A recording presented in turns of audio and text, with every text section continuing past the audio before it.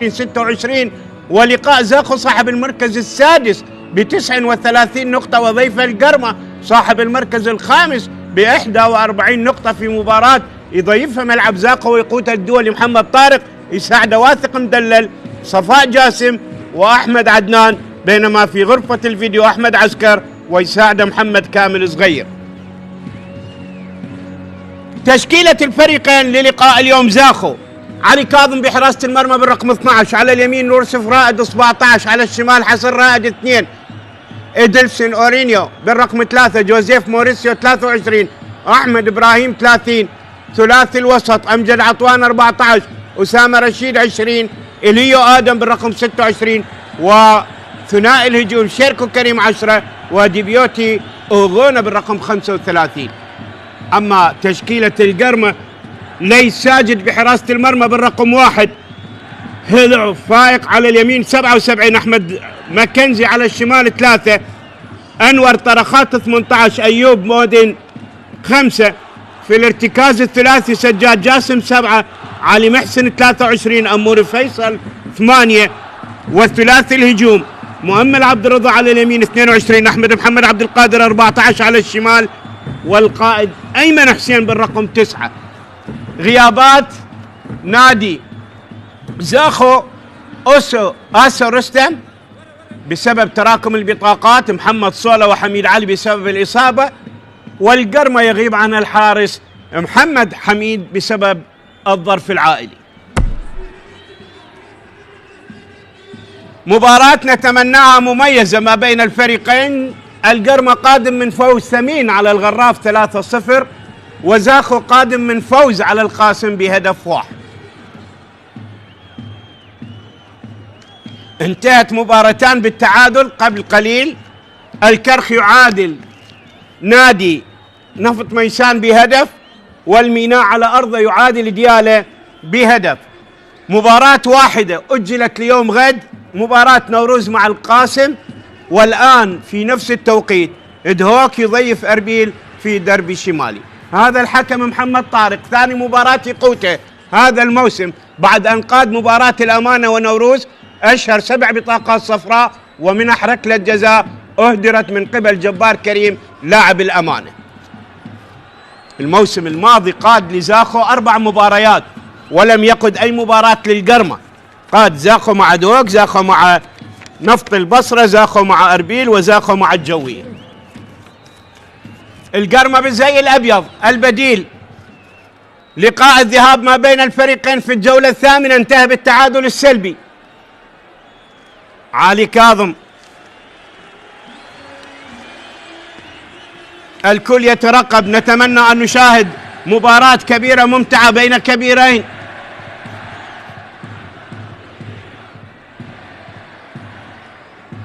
قائد الفريق أحمد إبراهيم، وهنا الحارس البديل الشاب ليس ساجد في المباراة الثانية إلى بعد مباراة القاسم.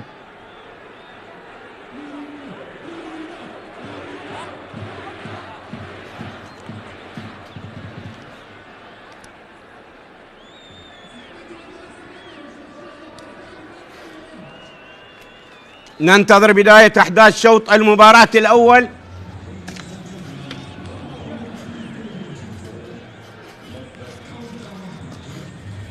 أمس الكهرباء خسر من النفط 1-2، النجف خسر من الموصل 1-2، الجوية تغلب على أمانة بغداد 3-1، الشرطة بالدربي عادل الطلبة 3-3، والغراف خسر من الزوراء بهدف وحيد. تنطلق أحداث شوط المباراة الأول. زاخو على يسار الشاشة بزي الأحمر، ونادي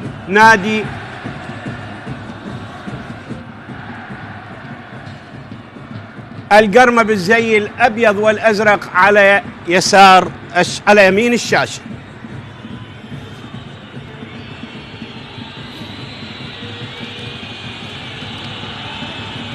كرة ملعوبة الآن، ترتد بالمنتصف، محاولة للجانب، شيركو ترتد من جديد، مقطوعة بالمنتصف، أموري سجاد، كرة عند اللاعب أنور طرخات، أحمد حسن مكنزي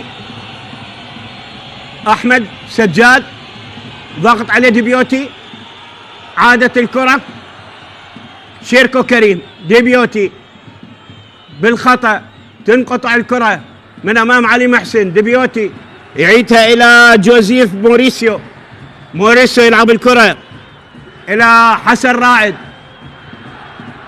بالمنتصف إلى إليو آدم، مقطوعة، كرة عند اللاعب علي محسن، علي محسن، أموري، سجاد، صراع في منتصف الملعب، سيكون هذا اليوم كرة اللعب من جديد، محاولة طالت على أحمد محمد عبد القادر اللاعب المصري، تعود الكرة، يوسف، تذهب من جديد، أسامة رشيد، إليو آدم، حسن رائد اللي شارك في هذا اللقاء، ترتد الكرة من أحمد محمد عبد القادر، عالية بالمنتصف، أسامة، أحمد، قصيرة طالت إلى رمية جانبية لمصلحة القرمة، تبعد من يوسف رائد. 13 مباراة هذا الموسم، وأيوب أوديشو المدرب اللي يقود نادي زاخو في 5 مباريات في الدوري، 4 مباريات بالدوري، حقق الفوز في 4 مباريات، حصد 12 نقطة من العلامة الكاملة. بينما على الطرف الآخر عصام حمد في 3 مباراة إلى مع القرمة، خاض مباراتين، فاز في واحدة على الغراف وخسر من أربيل 3-2، حصد 3 نقاط من أصل 6. كرة عادت إلى يوسف، إليو،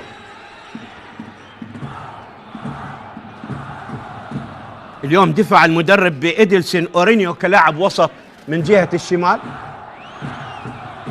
جوزيف موريسيو، أحمد إبراهيم،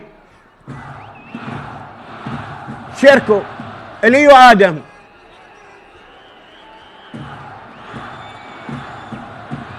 تنقطع موري، علي محسن، علي،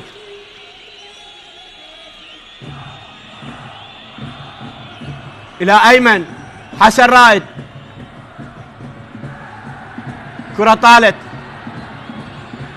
هناك خطأ لمصلحة نادي زاخو. هذا عصام حمد 6 مباريات مع الأمانة، حقق الفوز في مباراتين وتعادل في 4، حصد 6 نقاط من أصل 18، واستقال من تدريب نادي الأمانة. نادي زاخو 21 مباراة، 11 فوز، 6 تعادل، 4 خسائر، إلى 29 عليه 15، 39 نقطة بالمركز السادس، عنده مباراة مؤجلة مع الموصل. بينما القرمة 22 مباراة، 12 فوز، 5 تعادل، 5 هزائم، سجل 31 عانقة شباك، 15 كرة، ب 41 نقطة بالمركز الخامس. حكم المباراة يتحدث مع غرفة الفار، هناك لاعب متعرض للإصابة.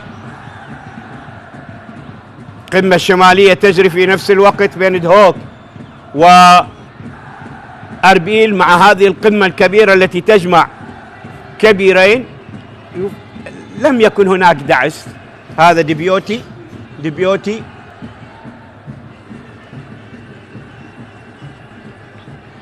وهلو فائق أمام عصبية عصام حمد. ما زلنا ننتظر قرار الحكم. هلو فائق بالسلامة إن شاء الله. هلو فائق غاب عن مباريات أربيل، الكهرباء، الميناء والكرخ، صنع فرصة واحدة وشارك في 18 مباراة وسجل هدف في شباك الموصل. أيوب أوديشو مدرب الكبير، مدافع، خاض 38 مباراة دولية من 79 إلى 87. المحطة التدريبية رقم 19 إلى ديبيوتي. هذا الآن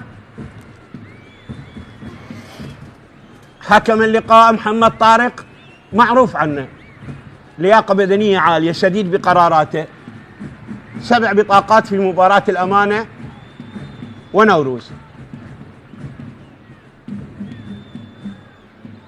جوزيف موريسيو، عادت إلى موريسيو مرة أخرى.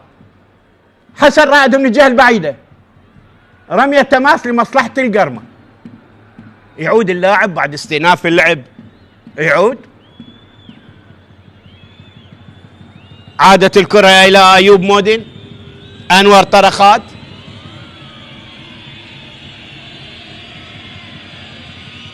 يا سلام من اللاعب أحمد محمد عبد القادر. هناك خطأ.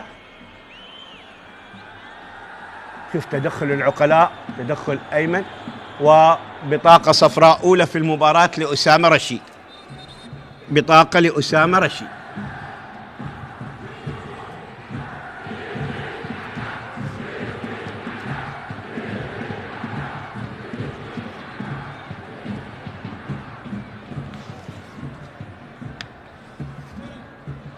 بطاقة أولى في المباراة لأسامة رشيد. وبالمناسبة يعني احنا مع انتهاء مباريات يوم أمس أصبح عندنا 1082 بطاقة.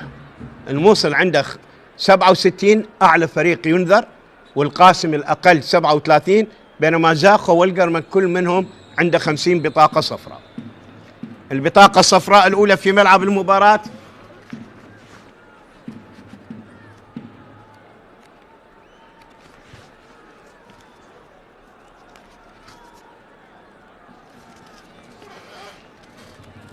بالسلامة إن شاء الله. بدينا نشوف إصابات مبكرة.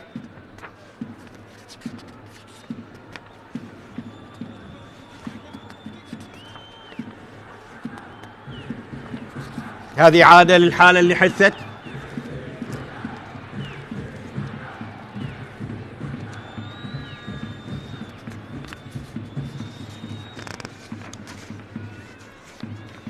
أسامة علي مساعد أيوب. ابتعاد أسامة وأمجد عطوان عن تشكيلة المنتخب.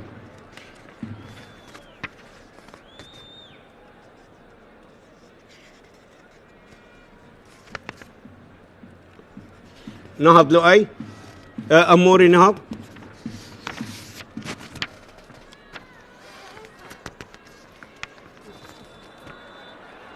يذهب للفار.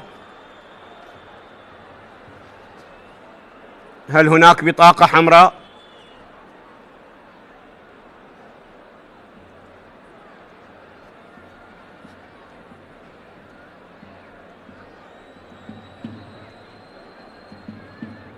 ثلاث بطاقات عنده، هذه البطاقة الرابعة اليوم لأسامة. وإذا تحدثنا عن البطاقات الحمراء عندنا 62 بطاقة حمراء. الكرخ أكثر الأندية تعرضا للبطاقات الحمراء 7، الزوراء أقلها 1. زاخو عنده 6 بطاقات حمراء، والقرمة عنده بطاقتين حمراء.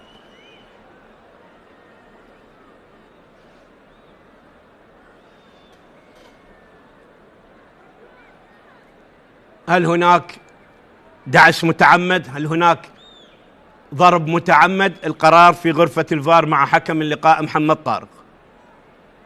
ما زلنا ننتظر.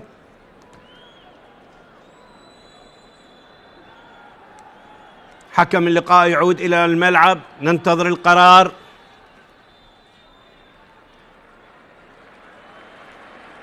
ماذا سيقرر الحكم؟ بطاقة صفراء هي الرابعة لهذا اللاعب والأولى في ملعب المباراة. إذن لم يوجد تعمد بضرب اللاعب. شوف الحالة. اللقطة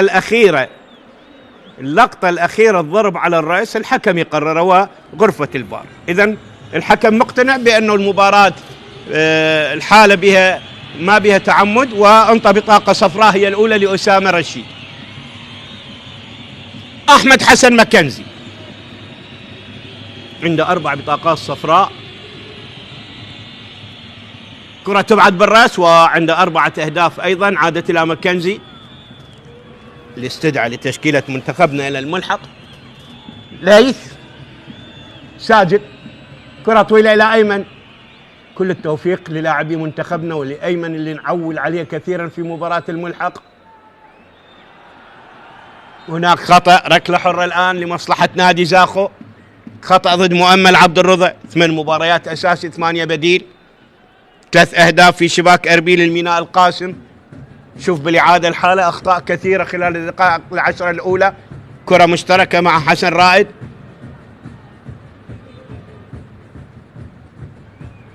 ركلة حرة لمصلحة زاخو، ترتد الكرة. علي محسن، ماكنزي، بينية، أموري، لاعب مهاري رائع. أموري يمرر كرة ويبدو هناك راية وصفارة وتسلل. ركلة حرة غير مباشرة لمصلحة نادي زاخو. هذا هو المساعد الثاني صفاء جاسم. شوف الحالة، أيمن وأموري في وضع تسلل، اللي استلم أموري في وضع تسلل. أحمد إبراهيم، أذكر لقاء الذهاب ما بين الفريقين في الجولة الثامنة انتهى بالتعادل السلبي. علي، واحد من الحراس المميزين، 19 مباراة غاب عن الكهرباء ونفط ميسان، 15 كرة عانقت شباكه و9 مباريات شباكه نظيفة. 12 دقيقة من عمر المواجهة، يبقى التعادل قائم في قمة اشباع زاخو وضيف القرمة. عادت الكرة، ماكنزي، علي، أحمد، سجاد. أحمد قدم مباراة رائعة أمام الغراف. أنور، أحمد، كرة أبعدت،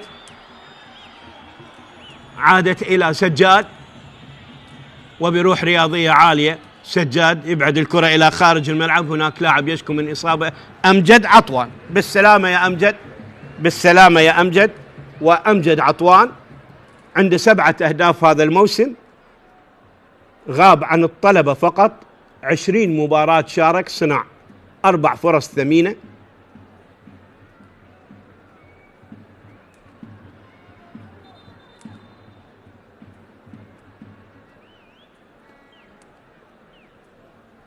بالسلامة لأمجد. قد يكون الغياب عن تشكيلة المنتخب يؤثر نفسيا على بعض اللاعبين.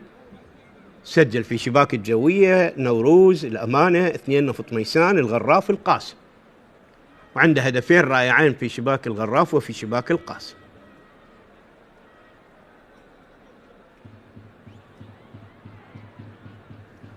نهض أمجد بالسلامة، حكم يتحدث معه.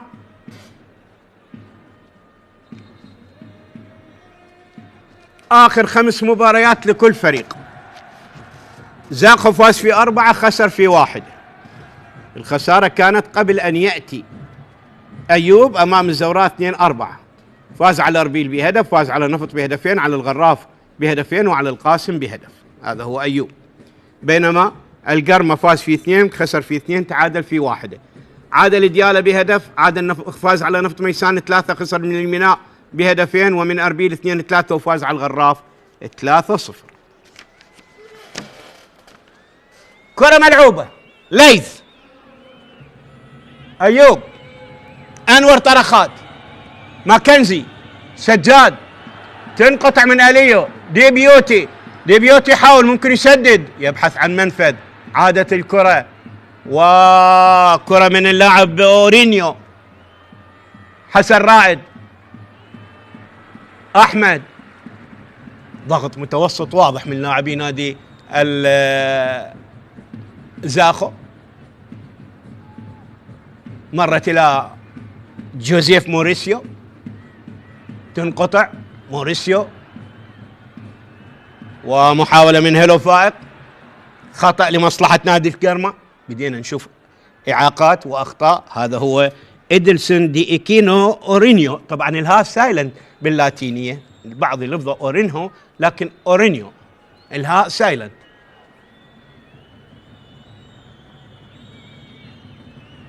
خطأ مؤمل، يتعرض إلى عرقلة من اللاعب جوزيف موريسيو.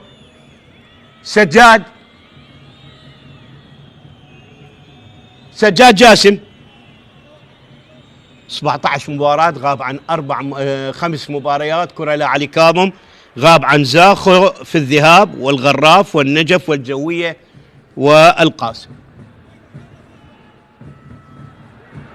كرة سريعة، محاولة شيركو، تسديدة حلوة من أمجد وصد من ليث ساجد، أبدع. كرة لم تكن بتلك القوة، وأول تهديد مباشر من لاعبي زاخو. الجمهور المثالي، أفضل جمهور اللي هو جمهور زاخو، وملاعبنا الشمالية تزهو بجمهورها وبالتشجيع المثالي. شوفها بالإعادة، أمجد لعبها وليث ساجد تمكن منها. طبعا غياب الحارس المتميز الدولي، الحارس اللي كل العراقيين يتذكرون ما صنعه في 2013 الرائع محمد حميد، عن هذه المباراة بظروف عائلية. نتمنى أن تنتهي هذه الظروف العصيبة الصعبة وأن يعود معززا مع تشكيلة فريقه. طبعا محمد حميد 21 مباراة، 15 هدف عانقت شباكه، و10 مباريات كانت شباكه نظيفة، غاب عن الغراف فقط. يوسف ينهض. مباراة لحد الآن لم ترتقي إلى مستوى الطموح، أخطاء كثيرة والأداء متوسط.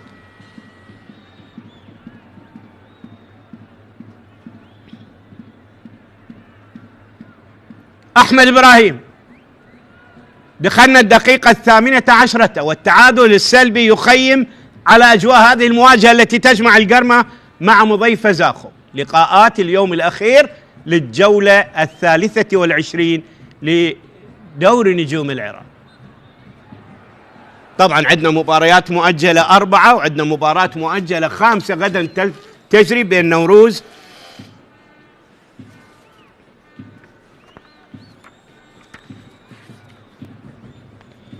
والقاسم. سجاد، النفط عند 7:30 يواجه يوم السبت الشرطة، في نفس التوقيت الزوراء يواجه أمانة بغداد. يوم الأحد الموصل على ملعب النجف يواجه زاخو عند 7:30، وبنفس التوقيت أربيل يواجه ديالى على ملعب فرانسو حرير. هذه المباريات المؤجلة. والجولة 24 ستنطلق يوم الأربعاء 25 ويوم الخميس 26 ويوم الجمعة 27، والتوقيتات ستتغير. سنعود إلى 5:30 و7:30 و8 في المباريات القادمة في الجولة 24 وفي المباريات المؤجلة. تقبل الله صيامكم بانتهاء شهر رمضان. المباريات المؤجلة من يوم السبت مع الجولة 24 ستتغير مواعيد المباريات. انذار من جديد.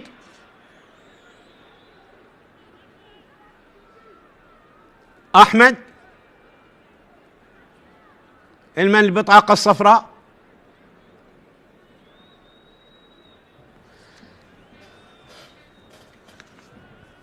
حسن رائد،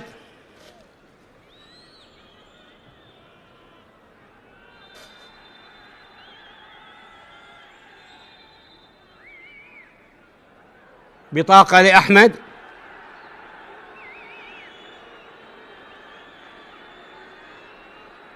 بطاقة لأحمد إبراهيم، عنده بطاقتين صفراء هذا الموسم. اهدى يا أحمد، اهدى يا أحمد. بطاقة لأحمد إبراهيم.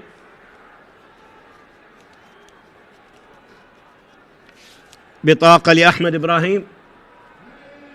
لا، أنت قائد فريق، أنت قائد فريق، يجب أن تكون مثال للاعبين، يعني عليك أن تهدأ. وأول بطاقة لحسن رائد في هذا الموسم. البطاقة الثالثة، إذن 3 بطاقات صفراء للاعبي. شوف دخول قوي واضح، يعني عليش الاحتراف، دخول قوي واضح، يعني دخول قوي واضح على هلو فايق. يعني على شنو الاعتراض؟ على شنو الاعتراض يا أحمد؟ على كل حال لا، يعني بطاقة مستحقة، اعتراض بلا مبرر، بطاقة مستحقة للاعب حسن رائد. هذه الثالثة لأحمد والأولى لحسن رائد. أنت قائد فريق، أنت مثال للاعبين، يعني الحكم أنت بطاقة مستحقة للاعب دخل بقوة على لاعب.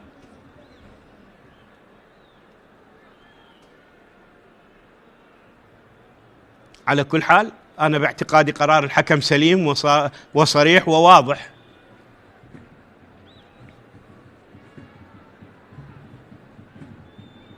على كل حال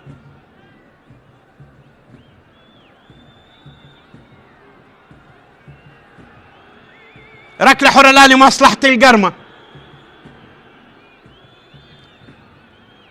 احتجاجات توجد هكذا احتجاجات في كل مباراة، لكن الآن علينا أن نهدأ.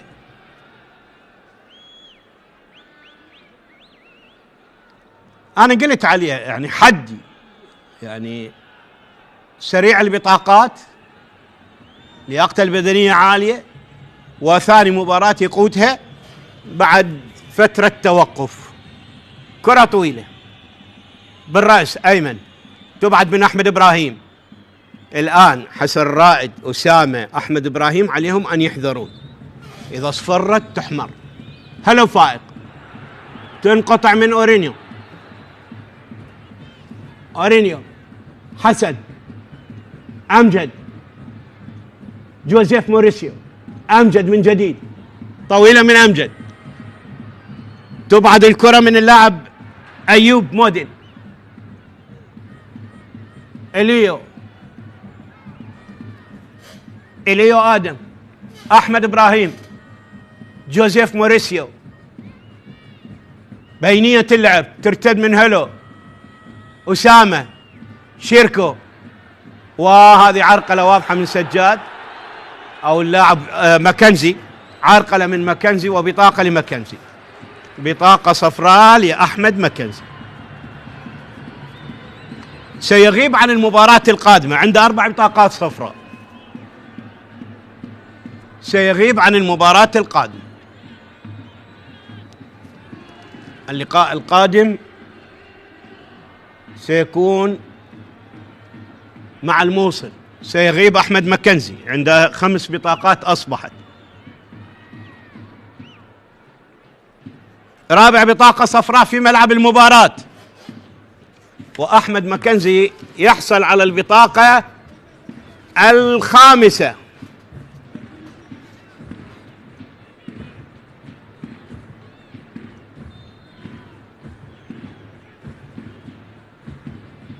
كرة طويلة بالرأس، عادت من جديد برا الملعب، الرمية الجانبية لمصلحة زاخو.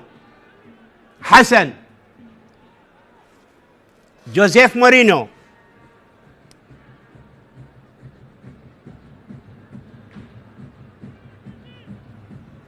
أحمد، علي كاظم يشتت الكرة. الحارسين مستريحين لحد الآن. كرة واحدة من أمجد عطوان على مرمى الحارس ليس ساجد، ولم يشهد مرمى علي كاظم أي خطورة تذكر. أسامة، شيركو طالت إلى أحمد ماكنزي، شيركو إلى رمية جانبية لمصلحة القرمة، رمية جانبية لمصلحة القرمة. النفط سيفتتح الجولة 24 يوم الأربعاء القادم عند 5:30 مع القاسم، نوروز مع الغراف في نفس التوقيت، الطلبة مع أمانة بغداد في نفس التوقيت، الميناء عند 8 يواجه دهوك، الزوراء يواجه الكهرباء في نفس التوقيت. كرة مرت، أيمن يحاول، أحمد يبعتها، يوسف الآلوسي ضاغط عليه أحمد محمد، مرت إلى الخارج إلى رمية جانبية لمصلحة القرمة.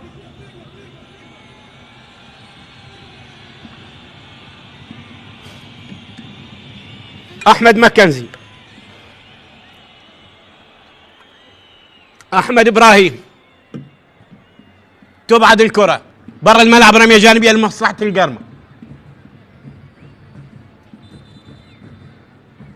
منتصف شوط المباراة الأول والتعادل قائم ما بين القرمة وزاخو بدون أهداف. يوسف،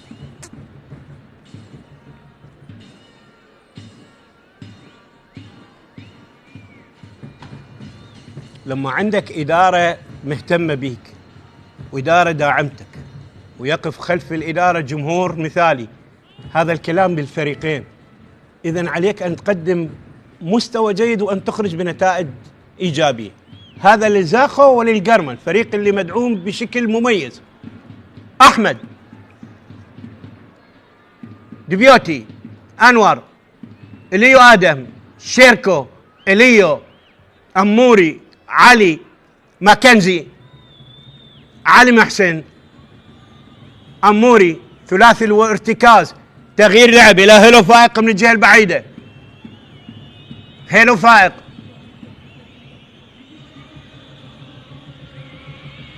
أنور، أيوب مودن، أنور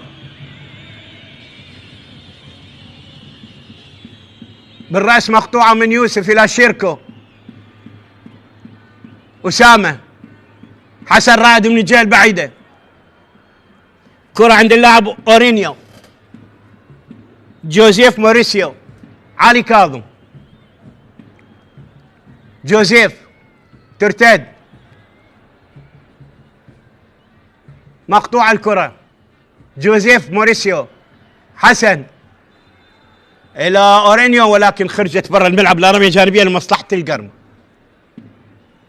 هذا اللاعب اللي سجل في شباك الكهرباء وأربيل والغراف، اللاعب البرازيلي.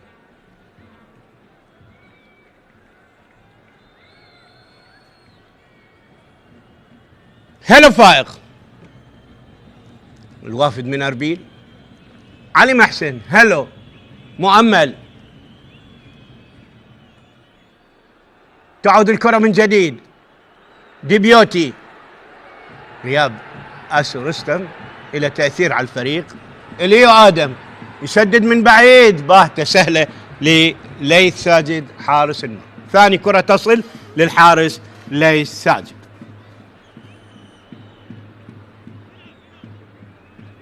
أيوب معروف بعصبيته، لكن لحد الآن أموره تمام مع الفريق. 5 مباريات، واحدة في بطولة الخليج، والمباريات اللي أجلت مع الشباب السعودي في الدور نصف نهائي بسبب الظروف اللي تمر بها البلاد. ونتمنى التوفيق لهذا الفريق ويسير على خطى هوك بإحراز لقب بطولة الأندية الخليجية الأبطال. سجاد، أحمد، أموري، أحمد، طويلة إلى ماكنزي، مرت إلى الخارج، رمية جانبية لمصلحة زاخو.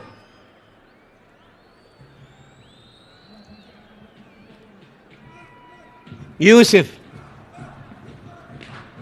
أيمن، أيمن يحاول، كل القلوب كل العيون تصبو نحو أيمن، كل عراقي يتمنى أيمن بأفضل حالاته. 7 مباريات، 4 بديل، وسجل 4 أهداف. أحمد، قصيرة مقطوعة من أسامة إلى رمية جانبية لمصلحة القرمة. دخلنا الدقيقة 30 من عمر اللقاء، التعادل ما زال قائم بدون أهداف. أحمد ماكنزي،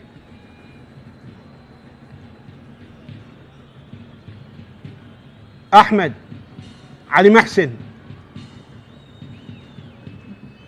مؤمل،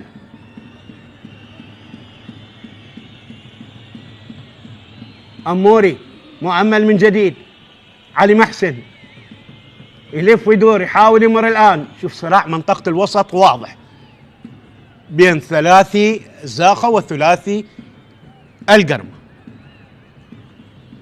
أيوب، مرة أخرى من أموري لأيوب، طويلة الكرة تنقطع من حسن بينه وبين أيمن إلى رمية جانبية لمصلحة القرمة.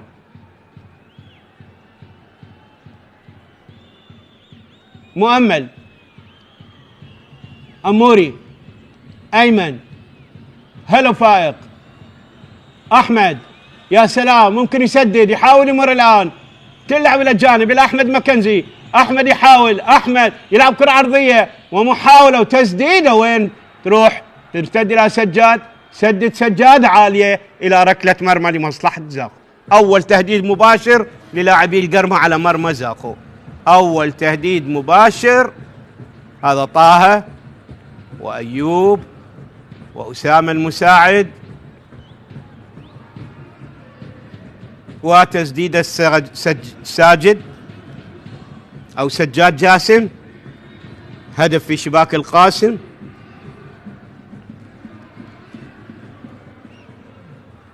حالتين من التسلل. أحمد إبراهيم، كرة مقطوعة. أورينيو، عادت إلى إليو آدم. حسن رائد، إليو آدم. تعود الكرة إلى جوزيف موريسيو، أيضا البرازيلي الآخر. أحمد، هاتوا خذ لي جوزيف. تعود إلى أحمد، تمر إلى أسامة، تمر من جديد إلى أحمد. أسامة إلى يوسف الآلوسي. يوسف سريعة، محاولة لأمجد ولكن طالت الكرة وخطأ ضد أمجد عطوة.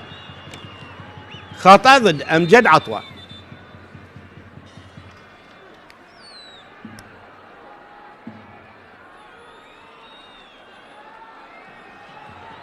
حديث مع غرفة الفار.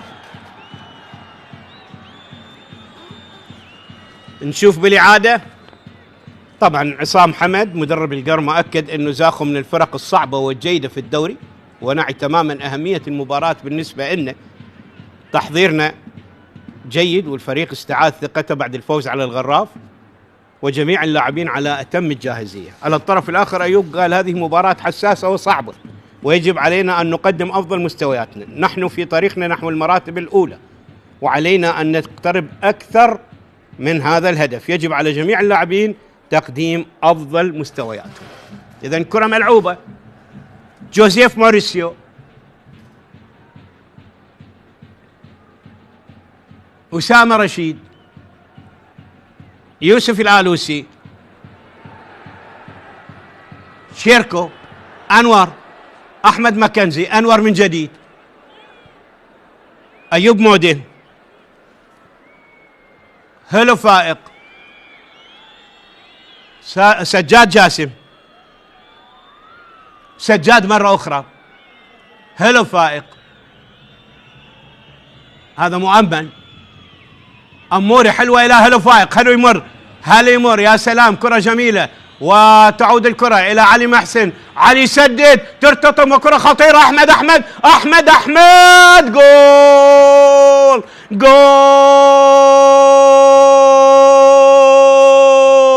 جول جول جول جول جول جول جول بالدقيقة 34. هل هو بنيران صديقة أم كرة أحمد محمود أسامة رشيد اللاعب رقم 17 اللي يسجل خطأ في مرماه؟ اللاعب رقم 17 اللي يضع الكرة في مرماه. ولكن خلينا نشوف بالإعادة بالدقيقة 34 أحمد محمود عبد القادر يسجل أول أهداف المباراة.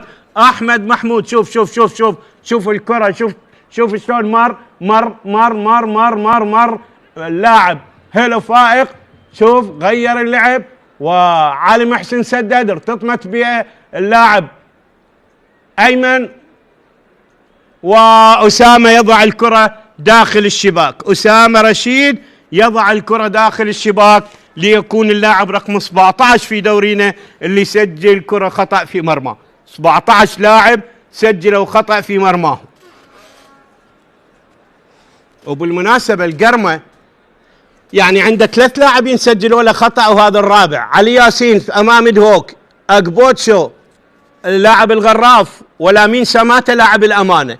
واليوم رابع لاعب يسجل خطأ لمصلحة القرمة هذا الموسم.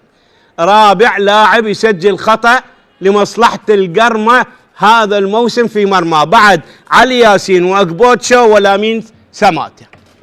إذن 1 القرمة لا شيء، زاخو بنيران صديقة بعد أن أكمل أسامة رشيد الكرة إلى داخل الشباك. نشوف حكم المباراة هل سيحتسب الهدف بنيران صديقة أم يسجل لأحمد محمد عبد القادر. خطأ الآن لمصلحة نادي زاخو. شوف تمركز الحكم عاجبني، يعني دائما قريب على الحالات، وكل صافرته بها دقة من الخطأ الصحيح. شفنا أخطاء عديدة، وكل الأخطاء وكل الصافرة كانت سليمة وصحيحة. شوف هذا الدخول من سجاد على شيركو، شوف تمركزه قريب من الحالة.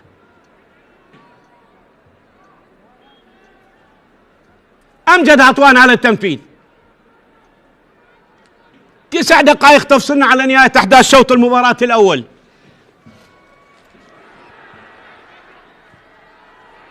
كرة خلفية عالية برا الملعب إلى ركلة مرمى. برا الملعب إلى ركلة مرمى لمصلحة القرمة. شوف كرة أمجد عالية،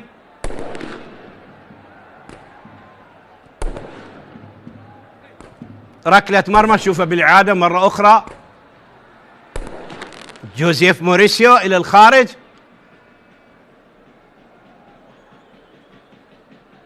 ركلة مرمى لمصلحة القرمة.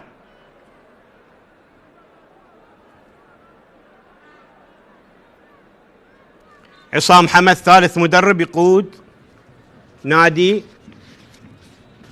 القرمة بعد أحمد كاظم وكوزير اللاعب أنطونيو كازورلا، ويقود المدرب عصام حمد المدرب الثالث اللي يقود القرمة. كرة إلى الخارج، رمية جانبية لمصلحة زاخو.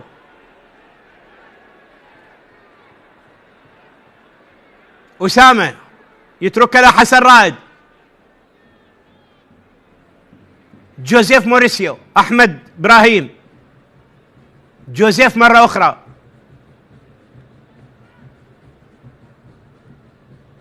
أسامة، جوزيف، أحمد إبراهيم، يوسف، أمجد أو أسامة، يوسف انتقل إلى الجهة القريبة أورينيو، أسامة، إليو آدم، حسن رائد من الجهة البعيدة. حسن يلعب كرة عالية خطيرة خطيرة، برافو برافو برافو ليث، واحتكاك مع الحارس، أي احتكاك مع الحارس خطأ. ركلة حرة لمصلحة نادي القرمة. ركلة حرة لمصلحة القرمة. حارس شاب نتمنى له الموفقية في ثاني مباراة له. اليوم مباراة كبيرة مع فريق زاخو، عليه أن يثبت كفاءته. هناك أيضا دولوفان مهدي.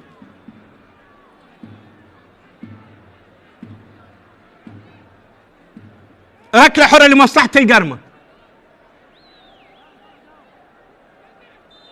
ديبيوتي يحتاج، إذا كل قرار يحتاج عليه لاعب يعني على كل حال. أنور، أيوب، كرة طويلة، أيمن، أموري، علي محسن، هلو، علي، أنور، أحمد عبد القادر، حلوة إلى أموري ممكن يسدد من بعيد، يسدد. كرة سهلة إلى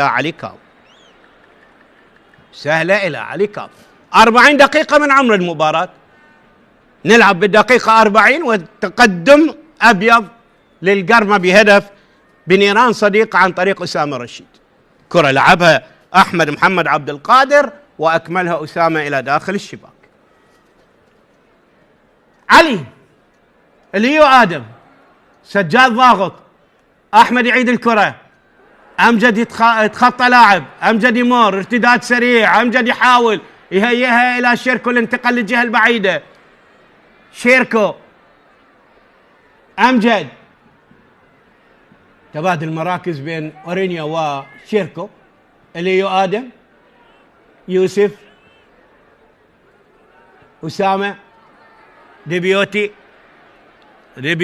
مراقبة لصيقة إلى أورينيو يلعب كرة مرت إلى الخارج إلى ركلة مرمى للقرمة. 5 دقائق تفصلنا على نهاية أحداث شوط المباراة الأول. ركلة مرمى، ليس ساجد على التنفيذ.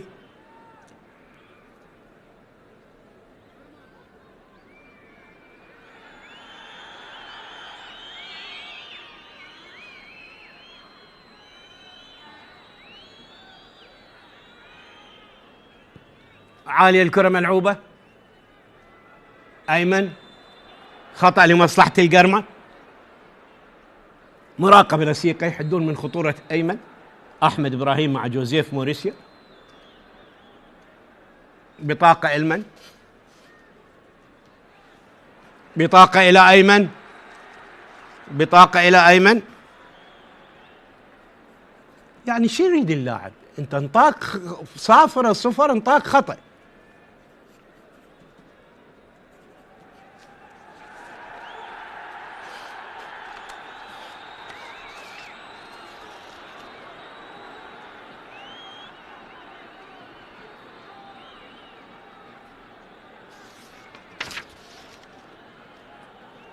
ثاني بطاقة لأيمن هذا الموسم، ثاني بطاقة لأيمن هذا الموسم. يتحدث مع أيمن. هناك خطأ لمصلحة القرمة. اهدأ يا أيمن، أيضا أنت قائد فريق مثال للالتزام والانضباط. أنت تعرقلت وانطاك 0 وفاول.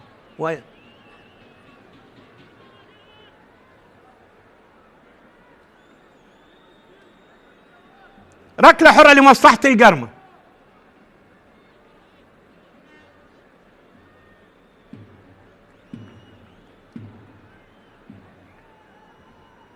يبدو بطاقة أيضا إلى موريسيو، جوزيف موريسيو أيضا، هي السادسة في المباراة.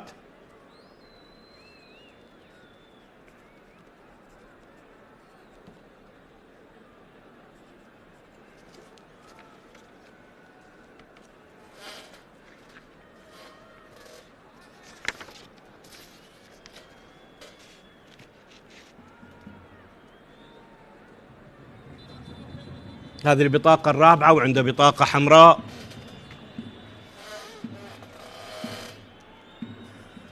إبراهيم محمد سعادة يدخل بدلا من، يبدو سجاد يترك الملعب.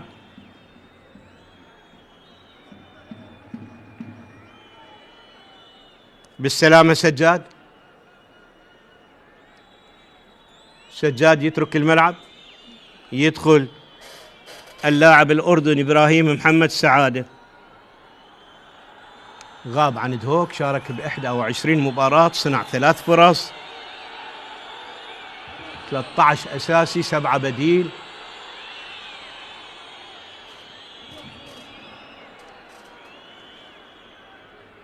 يدخل الآن ويخرج سجاد جاسم. ركلة حرة الآن، ماكنزي على التنفيذ. عالية برا الملعب، لا ركلة مرمى لزاخو.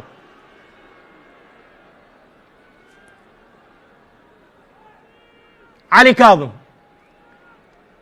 آخر نصف دقيقة من الوقت الرسمي، ممكن نضيف 5 إلى 4 دقائق. هلا فائق برا الملعب، لا رمية جانبية لمصلحة زاخو. حسن رائد على التنفيذ.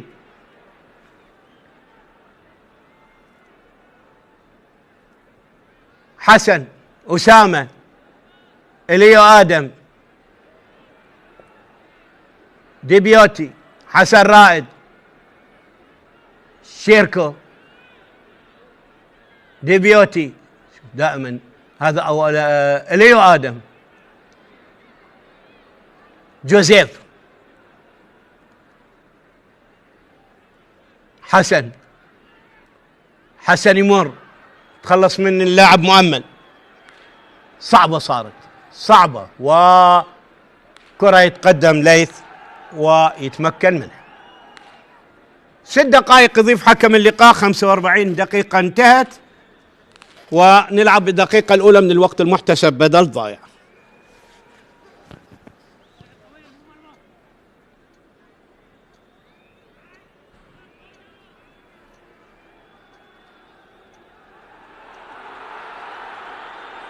رمية جانبية. اهدأ يا أيمن، عندك إنذار. كرة مشتركة لم يكن بها تعمد، لم يكن بها تعمد، واثنينهم عندهم بطاقات. الهدوء مطلوب يا أيمن. دخلنا الدقيقة الثانية من الوقت المحتسب بدل ضايع.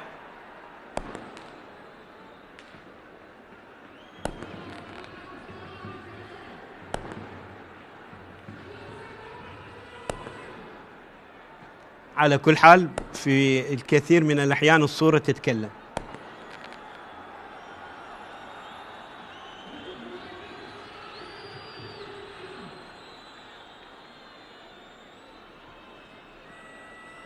اثنينهم عندهم بطاقة وعليهم أن يهدؤون.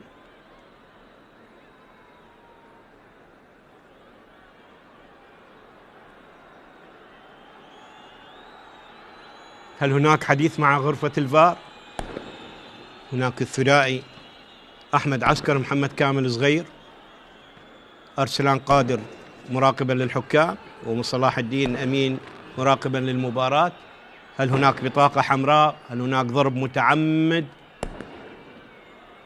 ما زال محمد طارق يتحدث.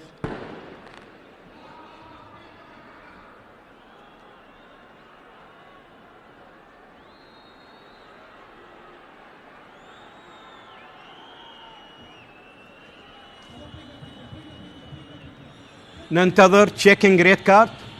هل هناك بطاقة حمراء؟ ما أعتقد الحالة تستوجب بطاقة حمراء. على كل حال يبقى القرار الأول والأخير لغرفة الفار وحكم المباراة. الحكم مشي، راح يذهب يشوف الحالة، يبدو أن قناعة غرفة الفار هناك بطاقة حمراء لأيمن. يبدو أن غرفة الفار عندها قناعة بطاقة حمراء لأيمن، لكن يبقى القرار عند حكم المباراة هو سيد الملعب. شوف الحالة.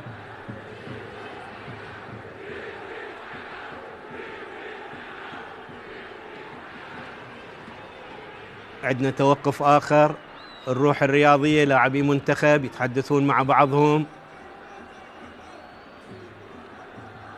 نشوف الحالة. لعبة كبيرة بين كبيرين جماهيريا، نتمنى تمر بسلام. الآن كيف سيقنع الحكم؟ هل سيقنع أن هناك أكو تعمد ويستحق بطاقة حمراء؟ طبعا إذا استحق بطاقة حمراء هاي مباشرة عدا البطاقة الصفراء، لكن تبقى قناعة الحكم، هو صاحب القرار الأول والأخير. نشوف القرار الآن.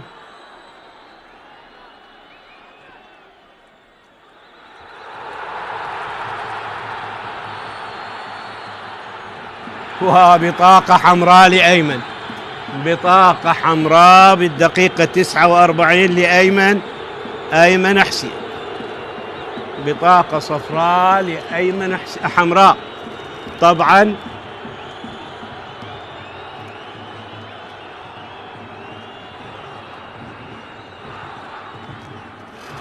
عنده بطاقتين حمراء، عنده 6 حمراء وهذه السابعة هذا الموسم.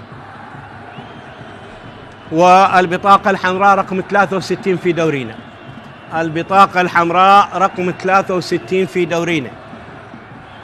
أول بطاقة يشهرها الحكم حمراء هذا الموسم شخصيا إلى في مباراته الثانية. إذن القرمة من الدقيقة 49 يكمل مباراة ب10 لاعبين.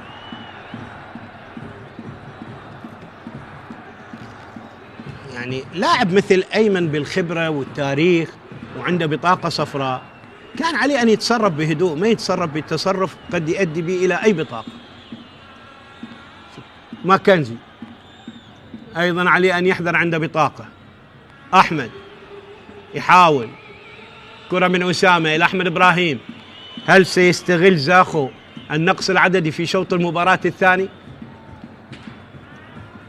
طبعا آخر نصف دقيقة من الوقت المحتسب، لكن عندنا توقف في الوقت المحتسب، عندنا توقف في الوقت المحتسب. أمجد عادت إلى يوسف يحاول يمر إلى أمجد مرة أخرى.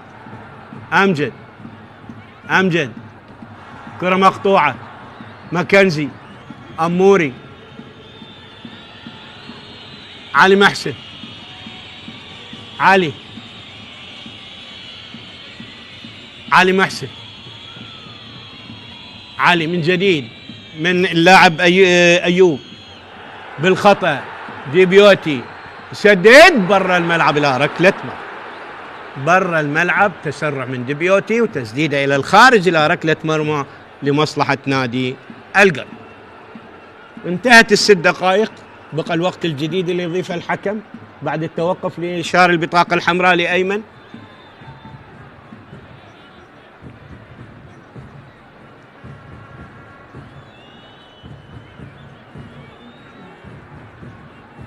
سابع بطاقة حمراء لزاخو هذا الموسم. أيوب أكيد ستكون له كلمة ما بين الشوطين. كرة من يوسف مرت إلى الخارج، رمية جانبية لمصلحة القرمة.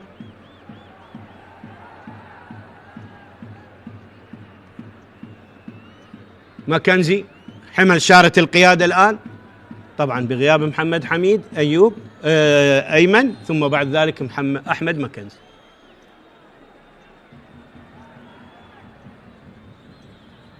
كرة بالرأس، أنور، وصافرة حكم اللقاء السيد محمد طارق أحمد يعلن نهاية أحداث شوط المباراة الأول بتقدم القرمة على نادي زاخو بهدف، وحيث سجل بنيران صديقه بعد أن لعب الكرة أحمد محمد عبد القادر، أكملها أسامة رشيد إلى داخل الشباك في دقيقة 34 من عمر المباراة. نذهب لاستراحة قصيرة، ولا تنسوا أن القرمة راح يكمل المباراة ب10 لاعبين بعد طرد أيمن حسين. نذهب لاستراحة قصيرة على أمل أن يتجدد اللقاء معكم وأحداث شوط المباراة الثاني.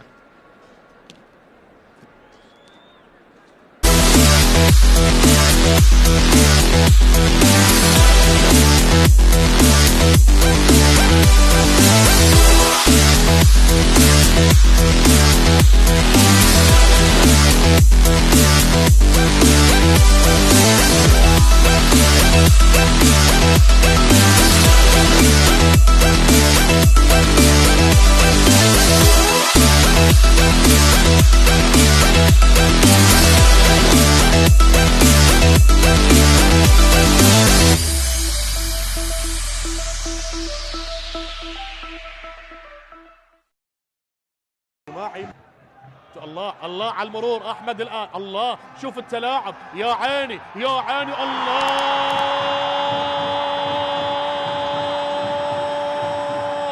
الله على تصويبه يا احمد عبد القادر. هو المصري من بلاد الفراعنه، قادم من الاهل المصري لصقور الغربيه ليسجل هدف عالمي عالمي عالمي عالمي عالمي عالمي.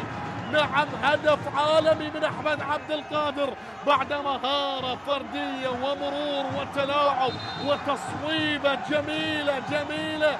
نعم، يسجل من خلالها ثاني أهداف فريق القرمة بعد مجهود فردي ولا أروع. شوف يا الله يا الله يا الله يا الله يا الله على المرور والتصويبة. يا ساتر على التصويبة، يا ساتر على الدقة والتصويب الجميل، وبذلك هدف ثاني. هو نجم اللقاء حتى هذه اللحظة، صنع هدف، سجل هدف، ولا زال يقدم مهارة فردية من أروع ما يكون. والغراف اللي تأهل هذا الموسم لأول مرة، كرة الآن لا زالت لسجاد اللي غير اللعب. سجاد يحاول بكرة لا زالت مع دربكة دفاعية. جميل اليحمدي يرسلها عالية، النيران الصديقة. أكبوتشو يقع بالمحظور. نعم، غلق الطرق أمام أحمد عبد القادر، لكن هو اللي سجل هدف ثالث، هو اللي سجل في مرماه، هو اللي سجل في مرمى جماهير القرمة. أيابش حياكم مدرجات البرتقالي تحتفل بالهدف الثالث من نيران الصديقة. أكبوتشو يقع بالمحظور ويسجل في مرمى اللاعب التوغولي. نعم، التوغولي يقع بالمحظور. إيتيبا مرة أخرى لها إيتيبا، حسين جبار، عرضية عالية خطيرة، الله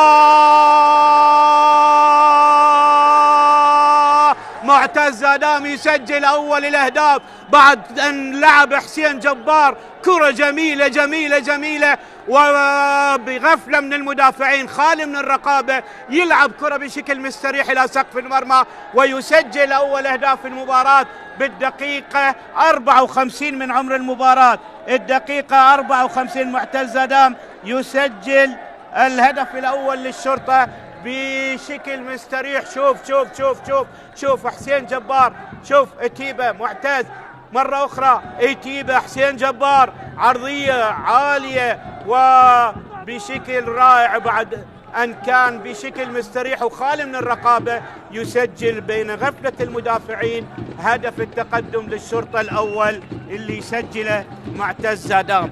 معتز أول أهداف هذا الموسم يسجله في شباك نادي الموصل. 1 الشرطة لا شيء الموصل، وأذكر بنتيجة الذهاب 3-0 لفريق الشرطة. عالية الكرة، جول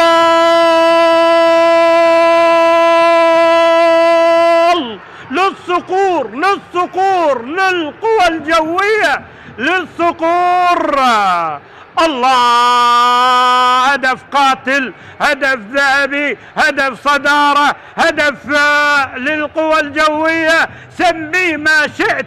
الله الله الله الله، لا تخطأ أمام الفرق الكبيرة، فالعقاب موجود. سعد عبد الأمير، سعد عبد الأمير يسجل للقوى الجوية. سعد عبد الأمير، الله الله الله الله يا سعد، يجلب الفرح والسعد والصدارة الصدارة الصدارة. الله الله الله الله الله الله يا سعد، الله يا الصدارة، الله يا العريق، الله يا الصقور، الله يا القوى الجوية. قوة الجوية يبقى بالصدارة بالصدارة بالصدارة. الله يا سعد، الله يا سعد، يجلب الفرح والسعد والصدارة. إذن الصدارة للقوى الجوية، الصدارة زرقاء حتى طبعا وإن مرت الدقائق، وبالتالي الكبار دائما طبعا عند الموعد، الكبار دائما متواجدين. وبالتالي سعد عبد الأمير يبقي بالقوى الجوية بأغلى 3 نقاط أعتقد لمصلحة نادي النفط. كرة اللعب عالية على مستوى القائم الثاني بالراس، هذه فرصة جول. الله،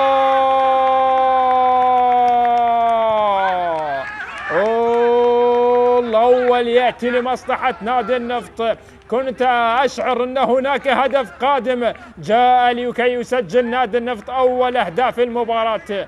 الله الله الله الله، كنا نحتاج هدف يغير الأمور، يغير أجواء المواجهة. جاء الهدف عن طريق هذا المحترف الكاميروني. جول لجويلت، جويلت شوف يسجل بهذه اللحظات للكاميروني بارتقاء ممتاز ومتابعة ممتازة. يأتي بهذه اللحظات النفط لكي يسجل بهذه اللحظات الهدف الأول. جول يأتي لمصلحة نادي النفط، يغير ويحرك المياه الراكدة في هذه المواجهة. لم يستطيع التصدي لها محمد أبو خليل. يسجل جويلت شوف الهدف الأول في هذه المباراة.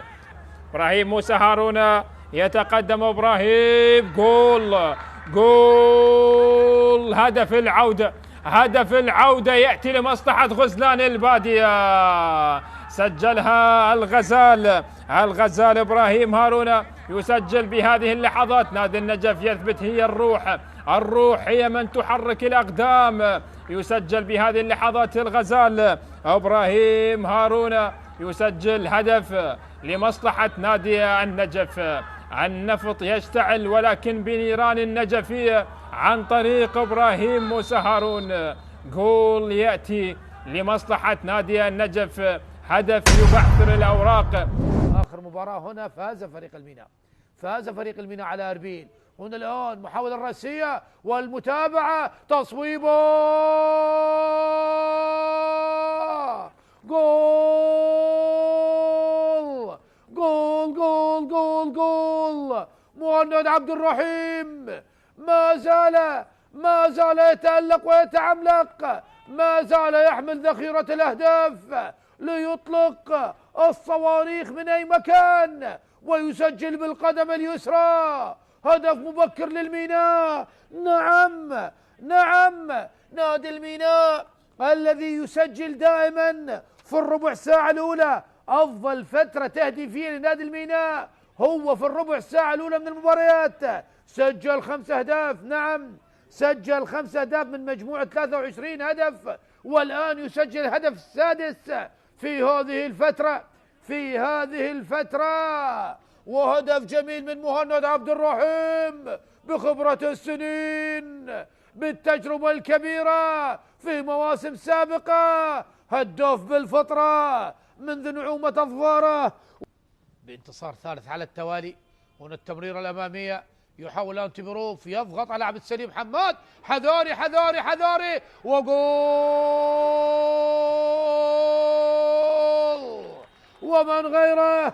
ومن غيره الأوزبكي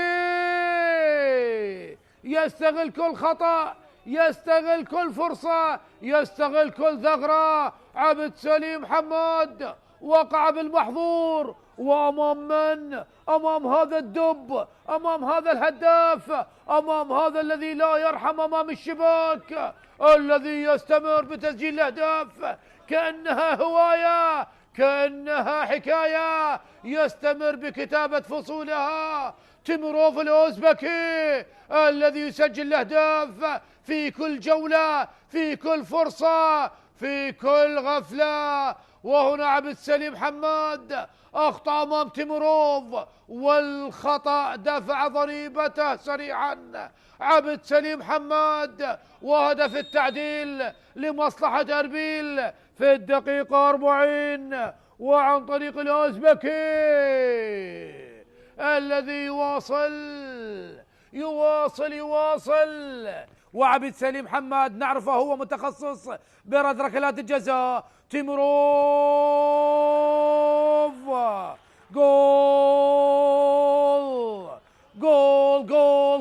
جول. الأوزبكي يفعلها من جديد ويسجل هدف ثاني لمصلحة الهوليري بعدما كان متأخر بهدف منذ الدقيقة 4 للميناء. عودة تيموروف سجل التعادل، والآن يسجل الهدف الثاني ليتقدم أربيل على الميناء عن طريق الهداف تيموروف. ثنائية تيموروف. خطأ الآن، هل يعدل عباس ياس؟ تلعب الكرة العالية، جول.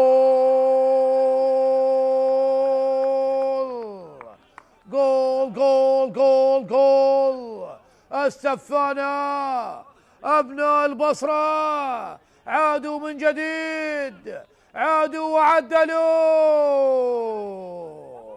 حلوة، كرة جميلة، وهدف التعادل لمصلحة نادي الميناء عن طريق مرتضى علي الذي تسبب بركلة الجزاء. ها هو الآن يعدل، ها هو الآن يكفر عن ذنبه ويعدل النتيجة. شاهد عباس ياس، وهنا الرأسية. صعب على كوميل سعدي، هل كان متسلل مرتضى علي؟ هل كان متسلل في هذه اللقطة؟ لكن هدف جميل، رأسية جميلة، رأسية صعبة على كوميل سعدي. مباراة جميلة ما بين أربيل والميناء. التعادل الآن عن طريق مرتضى علي. هارون اليماني يلعب الكرة على طويلة باتجاه كابريرا. تيموروف الخطير، هنا الرأسية. جيلان يبحث عن تصويب، يبحث عن رأسية. جول.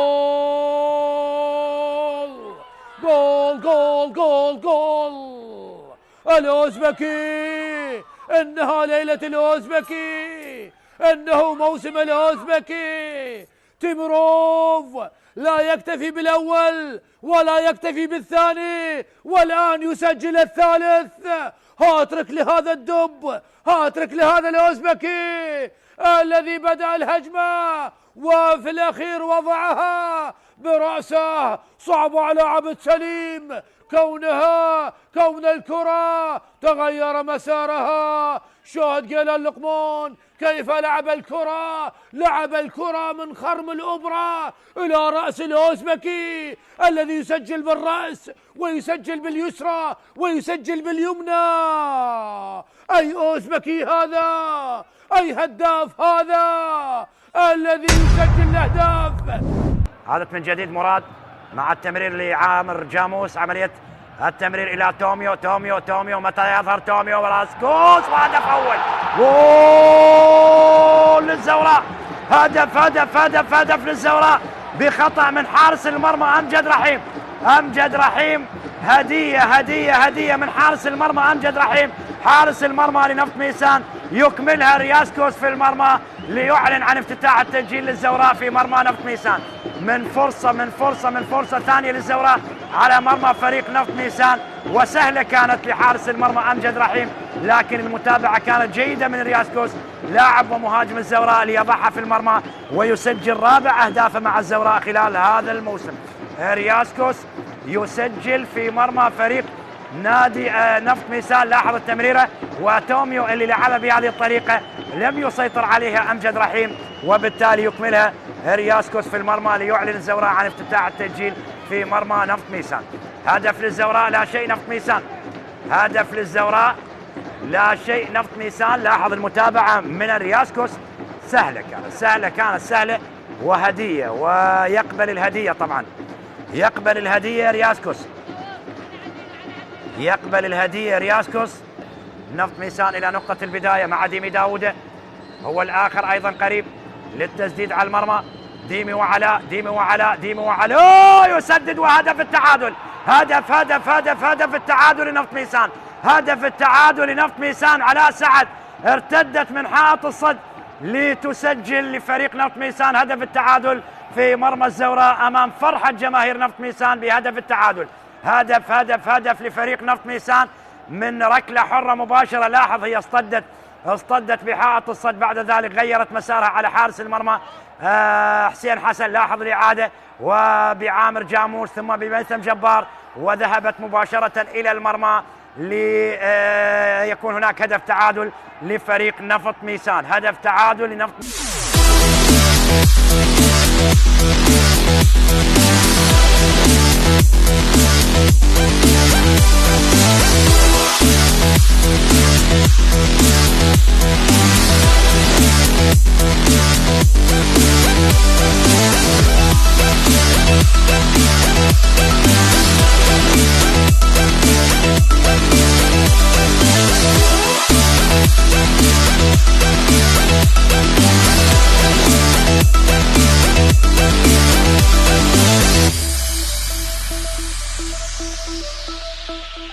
تحكيم بقيادة الدولي محمد طارق يساعده واثق مدلل وصفا جاسم وأحمد عدنان، وفي غرفة الفيديو أحمد عسكري يساعده محمد كامل صغير، وهناك مشرف مباراة صلاح الدين أمين، ومراقبا للحكام أرسلان قادر.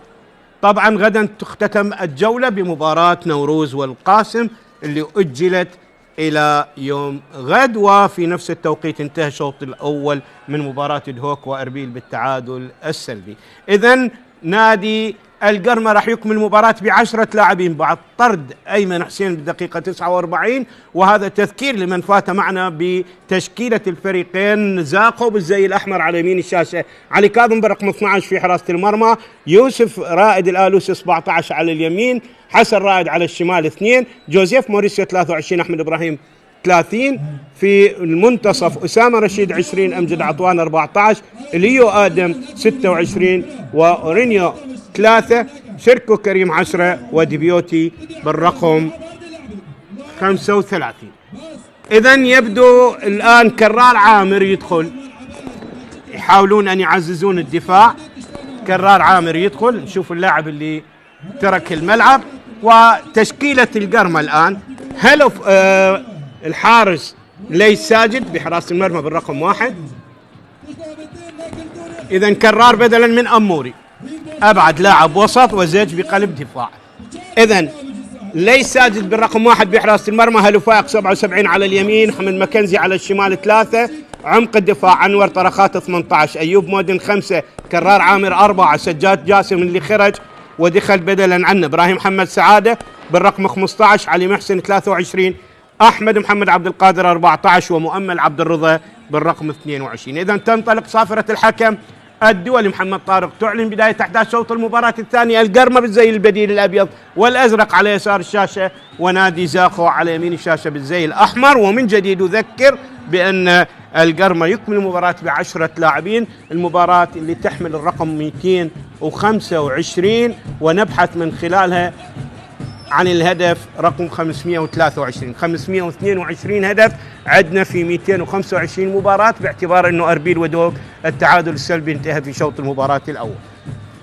إذن أذكر بنتائج الجولة.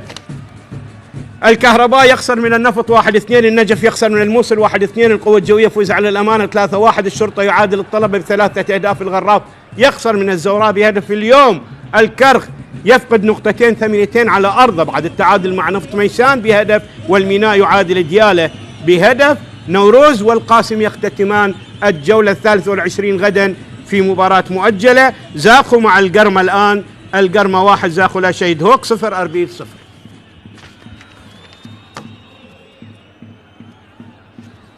خطأ الآن، علي محسن أمامنا بالصورة، أسامة رشيد طبعا على ذمة مقيم حكام مباراة أربيل وديالة. السيد حكمنا الدولي السابق راعد سليم أنه مباراة أربيل وديالة كان مقرر وهي مؤجلة من الجولة 20 أن تقام يوم الأحد، أجلت ليوم الاثنين.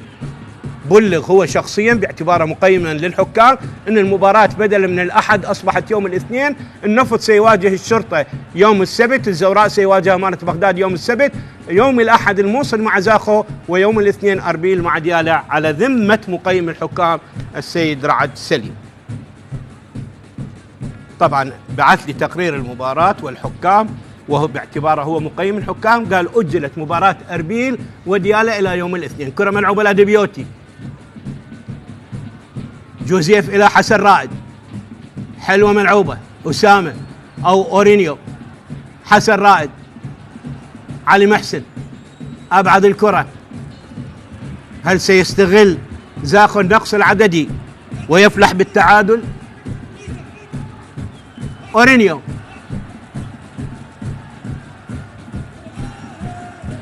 يوسف يلعب كرة عالية إلى ركلة مرمى،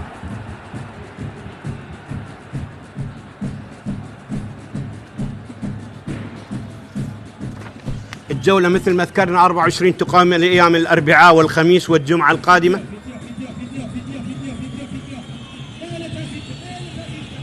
القرمة سيواجه الموصل على ملعب الرمادي، وزاخو الشرطة، لكن زاخو سيواجه الموصل في مباراة مؤجلة على ملعب النجم. ليس على التنفيذ، 6 بطاقات صفراء عندنا في ملعب المباراة وبطاقة حمراء. علي محسن بالرأس، أحمد إبراهيم، أورينيو، علي محسن، محاولة، هلو فايق، مؤمل، كرة عادت إلى أحمد إبراهيم يمررها إلى الجانب إلى يوسف الآلوسي، يوسف يعيد الكرة إلى أسامة، أسامة إلى يوسف مرة أخرى، يوسف إلى أسامة، عادت الكرة إلى أليو آدم، شيركو من الجهة البعيدة، شيركو يحاول، يا سلام، أمجد يسدد، كرة ترتد من الدفاع تعود إلى أمجد مرة أخرى، ترتطم بالدفاع، يحاول أمجد، يا سلام يا أمجد، أمجد يا أمجد، يا الله على هالكرة الجميلة، مرة أخرى شيركو يلعبها، تبعد الكرة من اللاعب أيوب مودين، تبعد الكرة، أحمد، عادت لحارس المرمى علي كاظم. هجمة أولى في ملعب المباراة في شوط المباراة الثاني لمصلحة نادي زاخو. محاولة عند اللاعب أمجد بالرأس مقطوعة، أورينيو ضاعت على أورينيو، مؤمل، مرت الكرة لأورينيو، خرجت برا الملعب إلى رمية جانبية لمصلحة القرمة.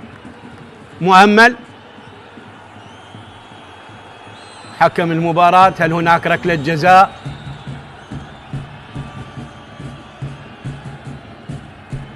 نشوف الحالة من جديد، شوف الجملة التكتيكية الرائعة ما بين شيركو وبين أمجد. وهذه الكرة اللي ارتطمت بيد ماكنزي. هنا لاعب يشكو من الإصابة، بالسلامة إن شاء الله.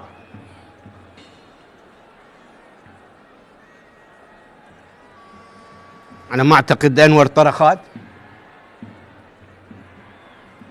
تغيير يعني باعتقادي مثالي لعصام حمد أن يزج بمدافع خامس و يعني يتخلص من النقص العددي، يحافظ على منطقة جزاء ومرمى. نهض أنور، رمية جانبية الآن، 5 دقائق من عمر شوط المباراة الثاني، الدقيقة 51.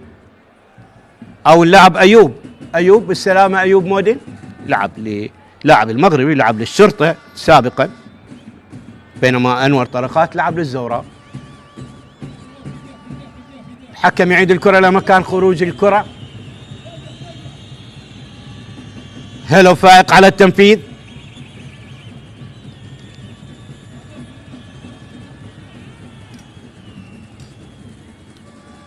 جوزيف، ديبيوتي، ماكنزي، سريع الكرة مرت إلى الخارج.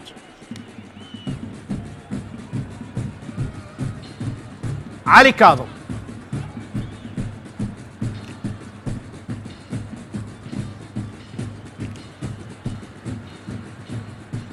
إليو آدم،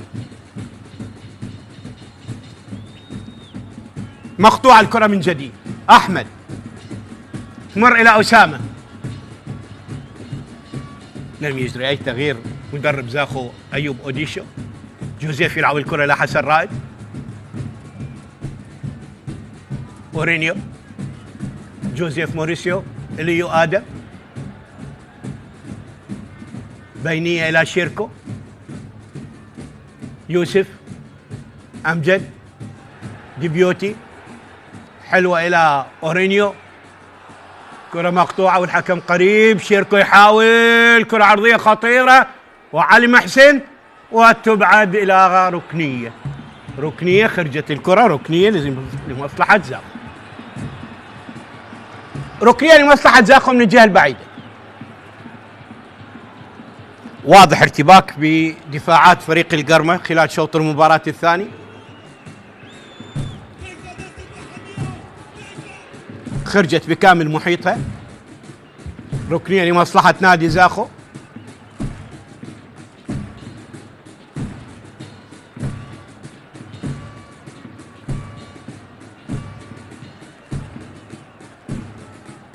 كرة ملعوبة عالية، أحمد إبراهيم، تبعد من مؤمل. حسن رائد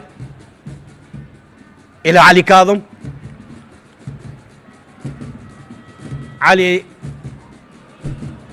إلى إليو آدم، يوسف،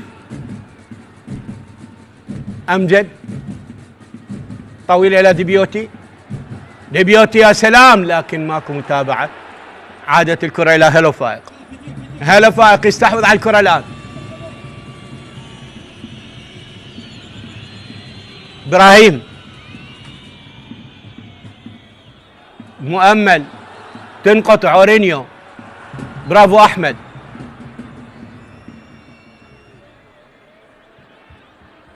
كرة مرت. يوسف، أسامة، أمجد، استحواذ واضح، سيطرة واضحة لزاخو. شيركو، أسامة، برا الملعب إلى ركلة مرمى للقرن. برا الملعب إلى ركلة مرمى لنادي القرن.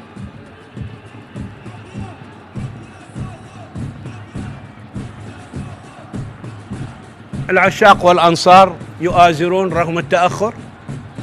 هذا هو التشجيع المثالي. 10 دقائق من عمر شوط المباراة الثاني. المباراة اللي يكملها القرمة ب10 لاعبين بعد نيل اللاعب أيمن حسين بطاقة حمراء بدقيقة 49. جوزيف يبعد الكرة بالرأس. أمجد تنقطع من هلو فائق إلى رمية جانبية لمصلحة نادي زاخو.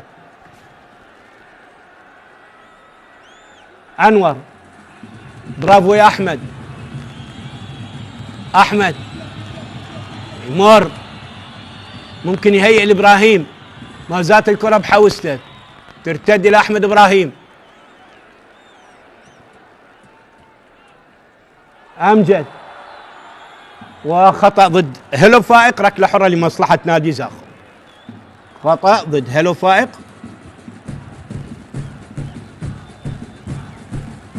ركلة حرة لمصلحة نادي زاخو. وبطاقة صفراء لهلو فائق. هلو كانت عنده 5 بطاقات، هاي البطاقة السادسة، حرم من مباراة.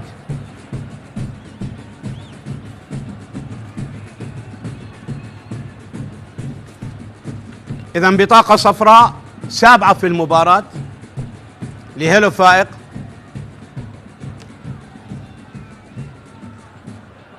ركلة حرة الآن جوزيف موريسيو إلى أحمد إبراهيم.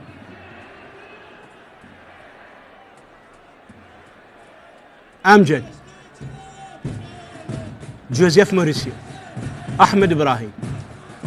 ضغط متوسط واضح من منتصف الملعب للاعبي نادي زاخو. عادت إلى أحمد إبراهيم. أسامة إليو أحمد جوزيف موريسيو. إليو آدم أحمد يوسف الآلوسي من الجهة البعيدة. يلعب كرة بينية إلى ديبيوتي، سدد، ترتد من الدفاع، عادت مرة أخرى. أسامة يلعبها إلى يوسف. يوسف إلى أحمد إبراهيم. أحمد يحاول يمر الآن. عادت، شوف الآن بدأ الضغط العالي، بدأوا بالثلث الأخير من ملعب الفريق. عادت الكرة من جديد. شيركو تنقطع.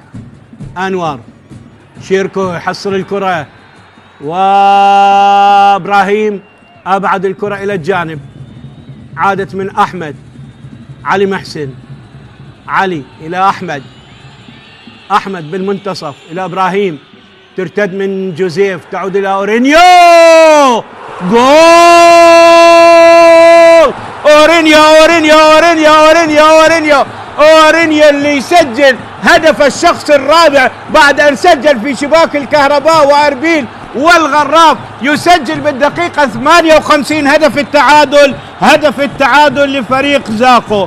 أورينيو البرازيلي يدرك التعادل لزاخو بالدقيقة 58 من عمر المباراة بكرة مباغتة تمر على يمين الحارس ليث ساجد. أول الأهداف تعانق شباك هذا الحارس الشاب بعد أن خرج في مباراة الغراف بدون أي كرة.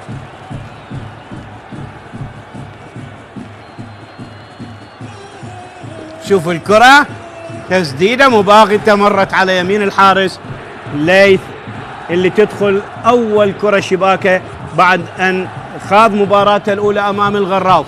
كرة مباغتة تمر على اليمين وهدف التعادل لمصلحة زاخو. زاخو أفضل ضاغط على نادي القرمة، يعني فريق القرمة متراجع بلا مبرر. التراجع دائما يولد ضغط، والضغط يولد أخطاء. لذلك يعني أنت بدلت لاعب مدافع خامس، عليك أن تدفع فريقك إلى الأمام، ما إلى مبرر التراجع. لذلك استغل زاخو التراجع وبدأ يضغط من الضغط من المتوسط، بعدين حول إلى ضغط عالي واستطاع أن يدرك التعادل. كرة ملعوبة لأنور، ترتد الكرة من جديد. هناك خطأ لمصلحة نادي القرمة، وبطاقة صفراء، بطاقة لشيركو كريم. شيركو كريم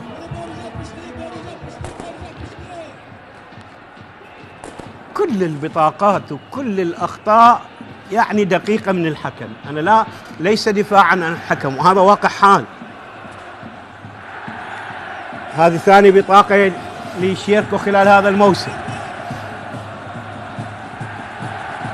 قلتها في شوط المباراة الأول، تمركز الحكم سليم وقراراته لحد الآن 10/10. كرة عادت إليو شيركو برا الملعب، رمية جانبية لمصلحة زاخو.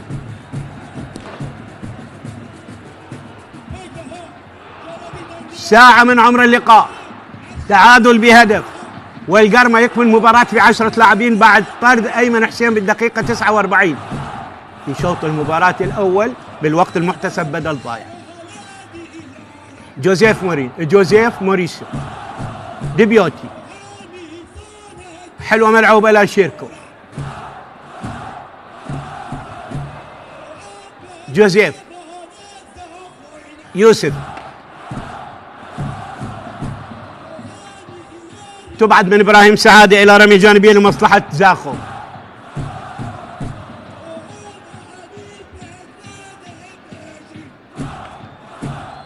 إليو آدم، جوزيف موريسيو،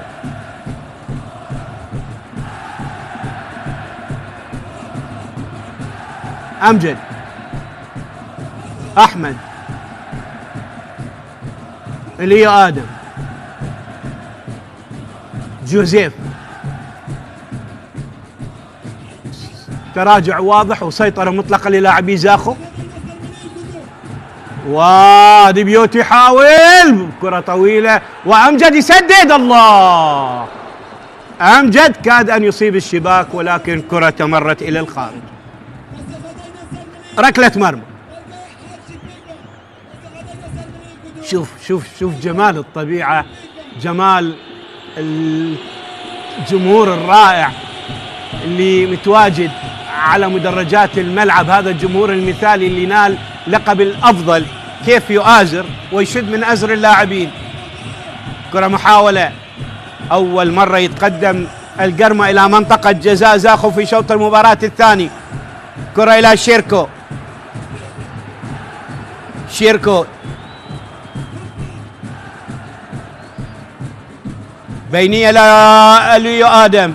إليو المن، متابعة ماكو. كرار عامر، هيلو فايق وعرقلة واضحة لهيلو. الحكم يشير إلى رمية جانبية. حسن عنده بطاقة صفراء، عليه أن يحذر. أيضا طرد لحسن رائد. طرد حسن رائد، عنده بطاقة وارتكب خطأ. عنده بطاقة بالدقيقة 20 وبالدقيقة 63 ينال البطاقة الحمراء. بعد أن نال البطاقة شوف عرقلة، والحكم هو صاحب القرار الأول والأخير.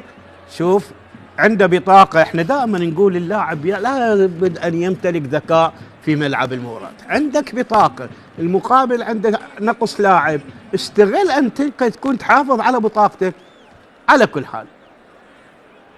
إذن بطاقة حمراء، بطاقة صفراء ثانية وحمراء. احنا قلنا تصفر تحمر، يعني ما ممكن الحكم يتراجع عن قراره. الآن 10/10. أول مباراة خاضها القرمة في دوري نجوم العراق بأول مواسمه كانت أمام الشرطة، وخرج بتعادل بهدفين. محمد عدنان أول لاعب يسجل للقرمة في الدوري العراقي. أول فوز على الحدود 3-1، وأول خسارة من النفط 0-2. الموسم الماضي ذهابا 1-0 سجل موسيس لزاخو، 0-0 بالدوري الأخير 38. الموسم الحالي ذهابا 0-0، وفي مباراة الكأس 2-0 لزاخو، ديبيوتي وناصر محمدو. 4 مباريات، 2 لزاخو، 2 بالتعادل. لم يفوز نادي القرمة على زاخو إطلاقا. الآن تلعب كرة خطيرة، جول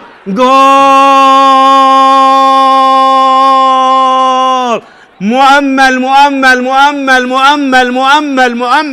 بالدقيقة 64 يعلن تقدم القرمة بالهدف الثاني.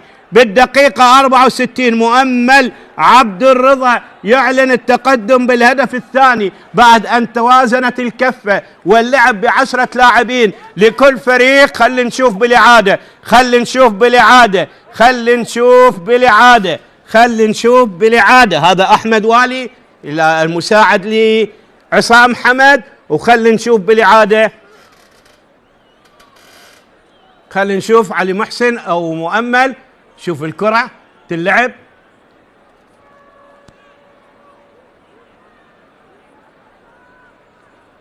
مؤمل عبد الرضا اللي يسجل الهدف الثاني. كرة مباغتة يستغلها من بين المدافعين ويسجل مؤمل عبد الرضا هدف الشخص الرابع بعد أن سجل في شباك أربيل والميناء والقاسم، ويسجل هدف التقدم لمصلحة نادي القرمة. 2 القرمة 1 زاخو.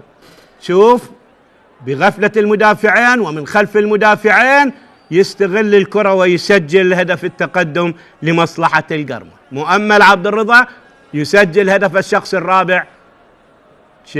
إذن هدف صحيح، ومؤمل عبد الرضا يسجل الهدف الثاني للقرمة. 2 القرمة 1 زاخو. الآن كلا الفريقين ب10 لاعبين بعد طرد أيمن وحسن رائد. ركلة بداية لزاخو، كرة عادت،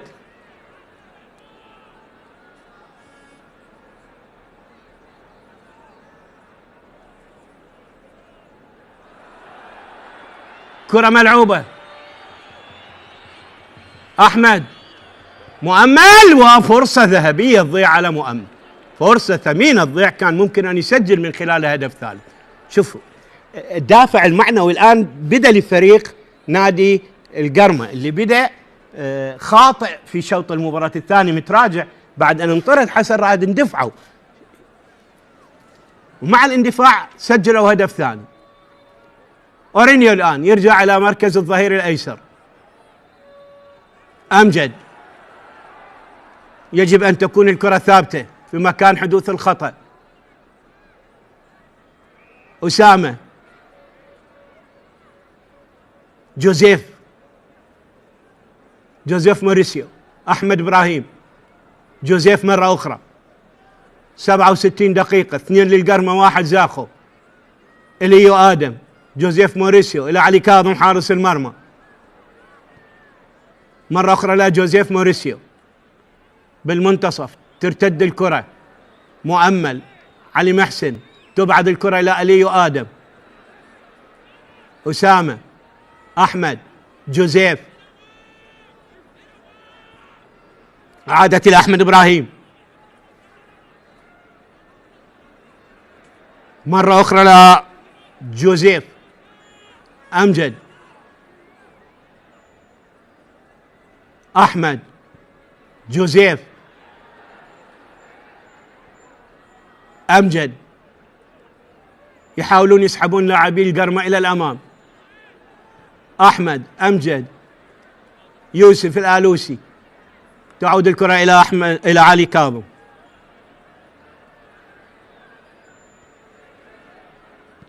علي شتت كرة طويلة، كرار، شيركو، يوسف،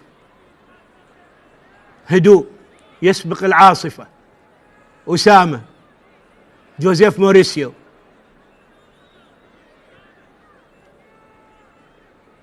أسامة، أورينيو، أحمد إبراهيم، إليو آدم، إليو، كرة تبعد من الدفاع من أمام شيركو إلى خارج الملعب إلى رمية جانبية لمصلحة زاخو. يوسف، أحمد إبراهيم، أسامة رشيد، ديبيوتي مر، طالت عليه الكرة، تقطع من مؤمل، شيركو، هناك خطأ لمصلحة نادي القرمة. شيركو، عليك أيضا أن تحضر، عندك بطاقة، 8 لاعبين عندهم بطاقات، ابتعد حسن، ابتعد أيمن بقوا 6 لاعبين في الميدان عندهم بطاقات صفراء.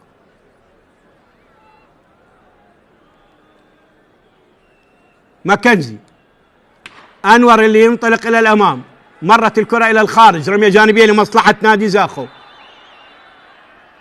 أنور طرخات، 9 مباريات غاب عن دياله بعد أن قدم بالانتقالات الشتوية من أولمبيك صافي، لاعب للزوراء موسم 24-25.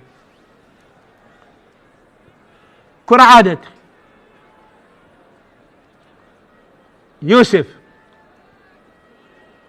جوزيف موريسيو، أورينيو يحاول، إليو آدم، أورينيو، مثل ما قلت الهاء سايلنت باللاتيني.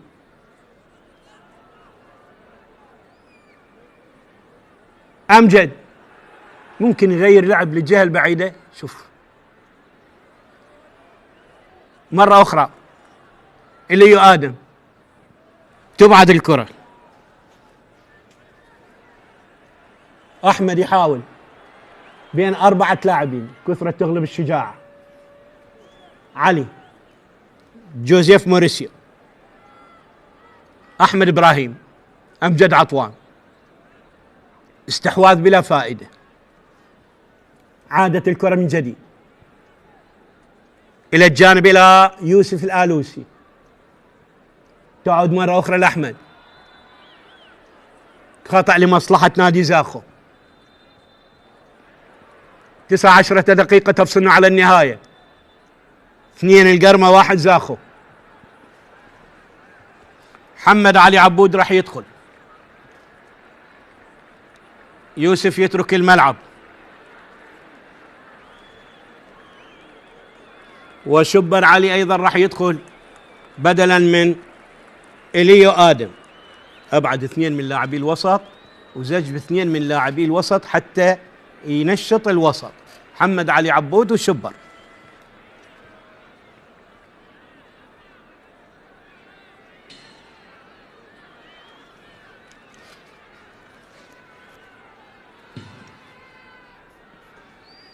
كرة عادت، محمد علي عبود 16 مباراة شارك مع زاخو، غاب عن القرمة والنجف والميناء والنفط.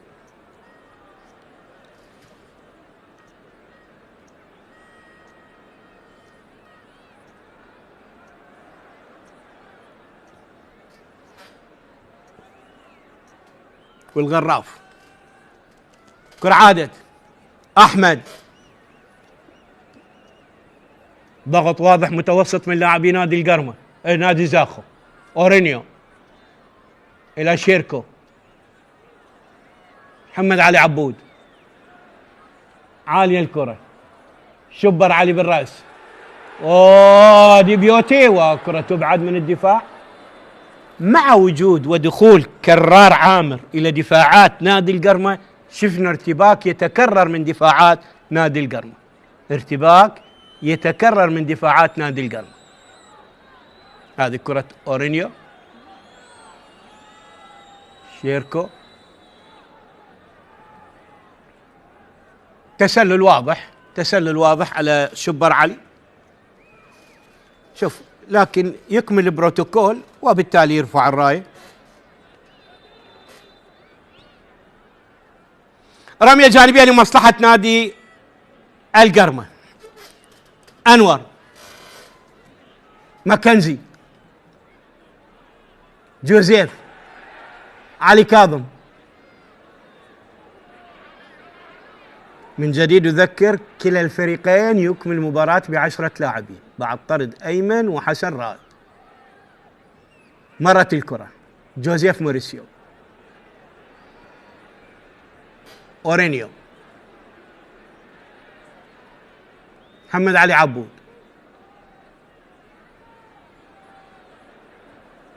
موريسيو، أورينيو، من برازيلي إلى برازيلي، إلى محمد علي عبود، أمجد،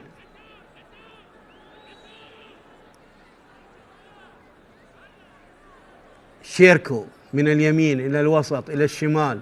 أمجد، تراجع واضح للاعبي القرمة. شيركو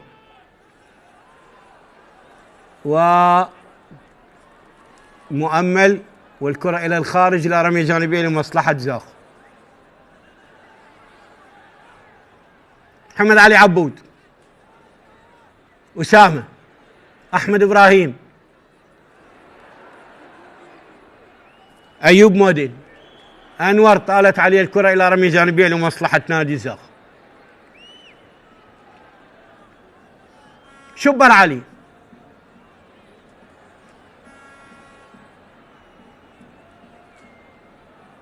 لاعب يجيد اللعب بأكثر من مركز، ظهير أيمن، شبه يمين، لاعب ارتكاز. كرة أبعدت، مؤمل، شيركو يلعبها، كرة خطيرة، برافو يا كرار، أبعدها. جوزيف، ضغط عالي واضح من لاعبي نادي زاخو. أورينيو يسدد، ترتطم بأسامة، ديبيوتي، شبر، عرضية من شبر وخروج حاسم من الحارس ليث ساجد. برافو يا ليث، برافو يا ليث، بالسلامة إن شاء الله. أسامة اللي أكمل الكرة اللي لعبت من اللاعب أحمد محمد عبد القادر، الهدف الأول لفريق القرمة. ثم عادل أورينيو بالدقيقة 58 وسجل مؤمل عبد الرضا هدف التقدم للقرمة بالدقيقة 64. 2 القرمة 1 زاخو. هل ستكون أول خسارة لأيوب أوديشو والخسارة الخامسة لزاخو هذا الموسم، أم سيكون هناك فوز ثالث عشر للقرمة هذا الموسم؟ توجيهات من محمد والي المساعد مع عصام حمد. عصام 22 مباراة دولية و5 أهداف من 95 إلى 2000. وبالمناسبة عصام حمد في فترة إعداد نادي زاخو عام 2016 قاد الفريق في مباراتين، عاد الكربلاء وخسر من أربيل بهدف وذهب للزوراء وأحرز مع الزوراء بطولة الكأس. بالسلامة الآن. بعض الأحيان الفريق من فائز، وهذا ذكاء ميداني يشكر عليه الحارس جاسم محمد غلام مشرف الفريق. ذكاء ميداني انه يحاول يقتل يمتاز زخم دفاع الفريق المقابل بتصنع الإصابة وتأخير الوقت، وهذا ذكاء ميداني يعني جيد بالنسبة للاعب. إذن هذا هدف التقدم عن طريق مؤمل عبد الرضا. شوف الكرة اللعبت وانطلق من بين المدافعين، ما كان اكو تسلل، وهدف التقدم لمصلحة نادي القرمة.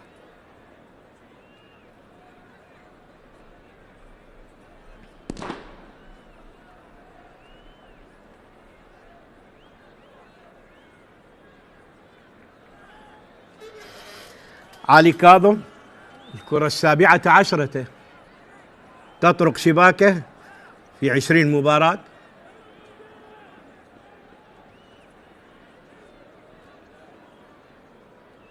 14 دقيقة تفصلنا أو 12 دقيقة تفصلنا على النهاية. 12 مقابل 10. الأخطاء كثرت في هذا اللقاء. محاولة ملعوبة الكرة، بدأ يندفع مكنزي إلى الأمام وينفتح إلى الجانب أنور طرخات. علي محسن، إبراهيم سعادة، أمجد ضاغط عليه إبراهيم، ورمية جانبية لمصلحة زاخو.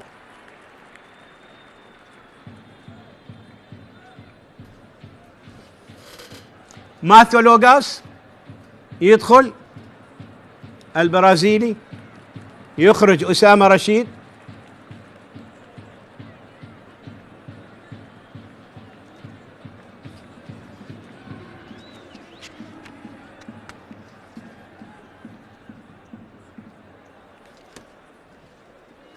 تغيير ثالث في تشكيلة زاخو، ماثيو لوغاس بدلا من أسامة رشيد.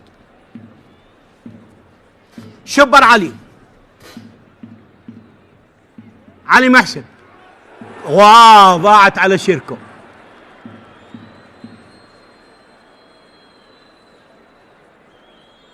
مؤمل، هلف فائق، مؤمل، علي محسن، ماكنزي من الجهة البعيدة. نلعب دقيقة 80.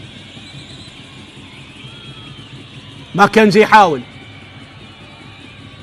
أحمد حاول يمر، لاعب مهاري رائع، يا سلام يتخلص ويلعبها، يا سلام، جملة تكتيكية رائعة جميلة بمجهود فردي رائع من اللاعب أسامة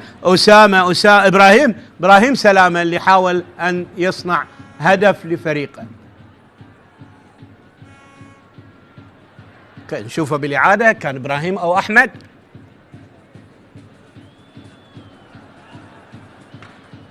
أورينيو، شيركو إلى أورينيو، يستحوذ على الكرة. آخر 10 دقائق صعبة على الفريقين، بالرأس، والله ضاعت على ديبيوتي، كرة رأسية من مكان خطير تضيع.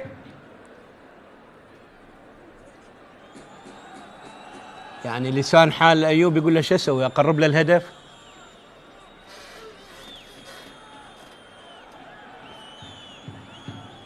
ركلة مرمى لمصلحة نادي القرمة. هاي المحاولة كانت لأحمد، فعلا أحمد محمود اللاعب المهاري الرائع، وبالكعب لو باغتت الحارس لكانت واحدة من أجمل الأهداف. لاعب مهاري رائع، قدم مستوى رائع أمام الغراف، واللاعب اللي لعب 3 مباريات، لعب أمام ديالى وأربيل والغراف، غاب عن مباريات الطلبة ونفط ميسان والميناء، عنده هدف في شباك الغراف. كرة وسط الملعب، هناك خطأ لمصلحة نادي زاخو.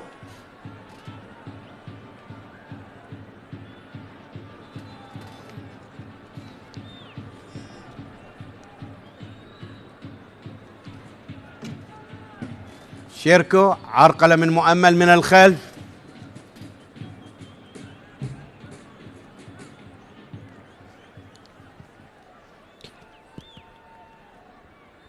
محمد الباقر راح يدخل بدلا من مؤمل، مدافع بدلا من لاعب وسط مهاجم. محمد الباقر كريم لاعب الجوية السابق يدخل، راح يضيف للمدافعين مدافع آخر. التغيير الثالث، عالية الكرة بالرأس ملعوبة إلى الخارج.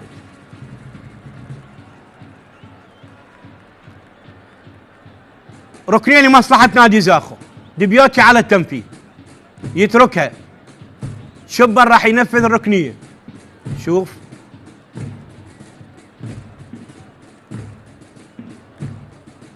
أمجد الآن، ركنيتين، حكم ينبه اللاعبين.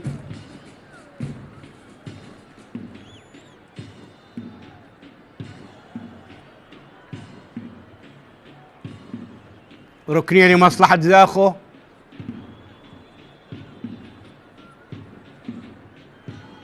عالية ملعوبة بالرأس، تبعد من علي محسن.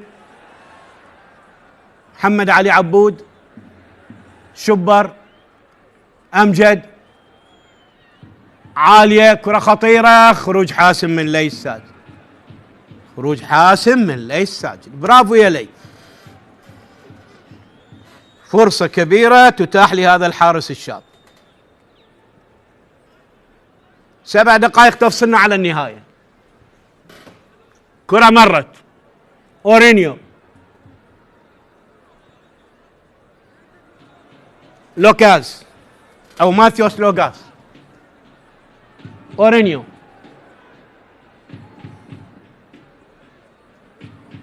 محمد علي عبود، أحمد إبراهيم،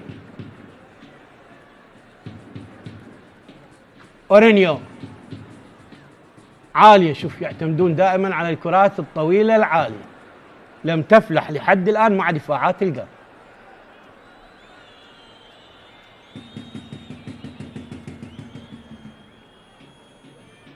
ليث يلعب كرة طويلة،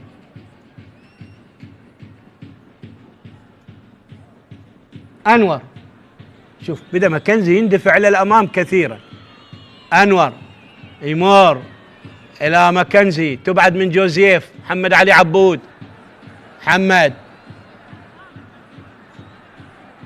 أمجد عطوان.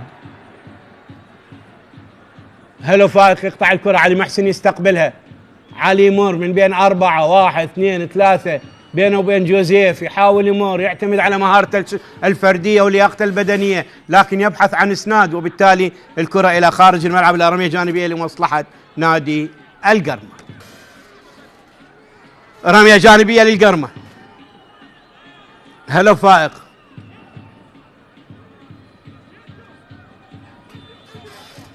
محمد الباقر، ماكنزي. هلو فائق، شوف الظهيرين اندفعوا الى الامام. هلو فائق، يا سلام، داخل منطقة الجزاء. اورينيو، ماثيوس لوكاس، قصيرة مقطوعة من كرار. ديبيوتي، شيركو. شوف 3 مهاجمين بمكان واحد، لوكاس وديبيوتي وشيركو من الجهة البعيدة. رمية جانبية، شبر على التنفيذ. آخر 4 دقائق و20 ثانية من عمر اللقاء من الوقت الرسمي.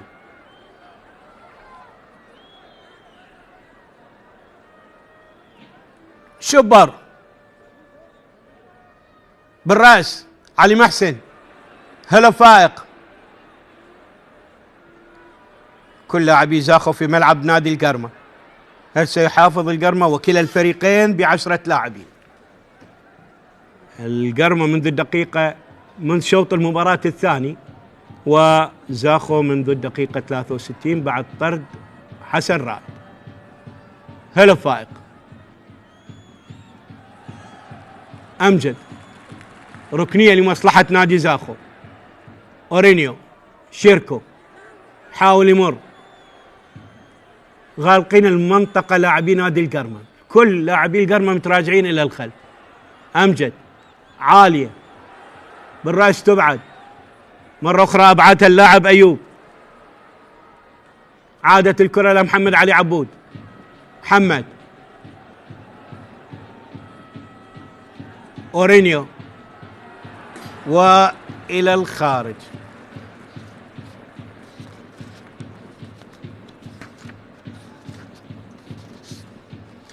إذا ما فاز القرمة راح يصبح رصيده 44، يقفز إلى المركز الرابع خلف الطلبة.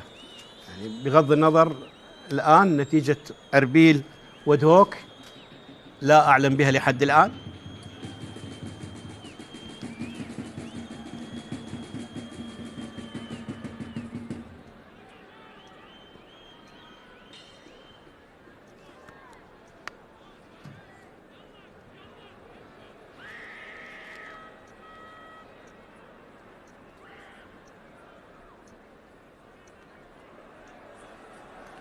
كرة مرت، ماثيوس، شيركو، إبراهيم، قصيرة وتسديدة عالية إلى الخارج. حلوة من شبر، حلوة من شبر. دقيقتان تفصلنا على النهاية، على الوقت الرسمي للمباراة بأكملها. من سيهزم من؟ هل ستبقى النتيجة على حالها؟ هل سيسجل القرمة؟ هل سيسجل نادي زاخو؟ هناك تغييرين. جميل اليحمدي راح يدخل، يخرج هيلو فايق.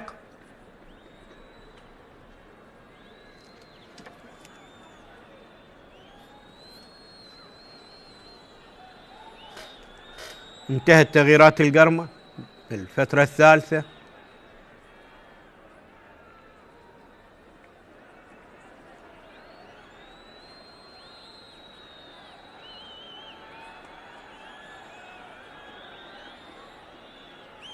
جميل اليحمدي، هلو فائق يترك الملعب، ومحمد علي حسين أبو حشيش يدخل.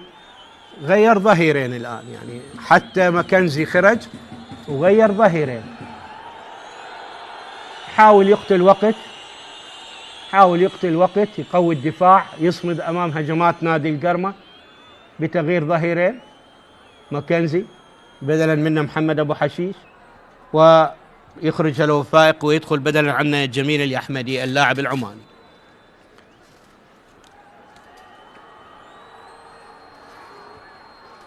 آخر نصف دقيقة على الوقت الرسمي، ممكن نشوف 6 إلى 7 دقائق، والحكم هو صاحب الوقت الأخير اللي يقرره. أمجد، شيركو يحاول،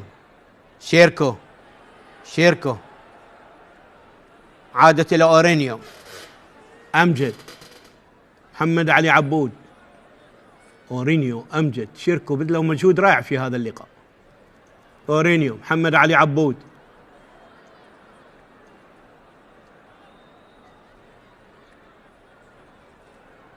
أمجد،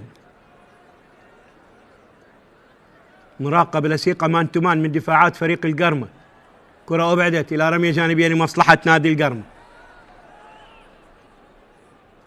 محمد الباقر، إذا مثل ما توقعت 6 إلى 7 دقائق يضيف حكم اللقاء. محمد الباقر كريم بدأ يلعب ظهير أيمن، يلعب رمية التماس، تعود من أحمد إبراهيم إلى علي كاظم، علي إلى شبر، محمد علي عبود يسلم إلى أمجد، أورينيو، هناك خطأ لمصلحة نادي زاخو،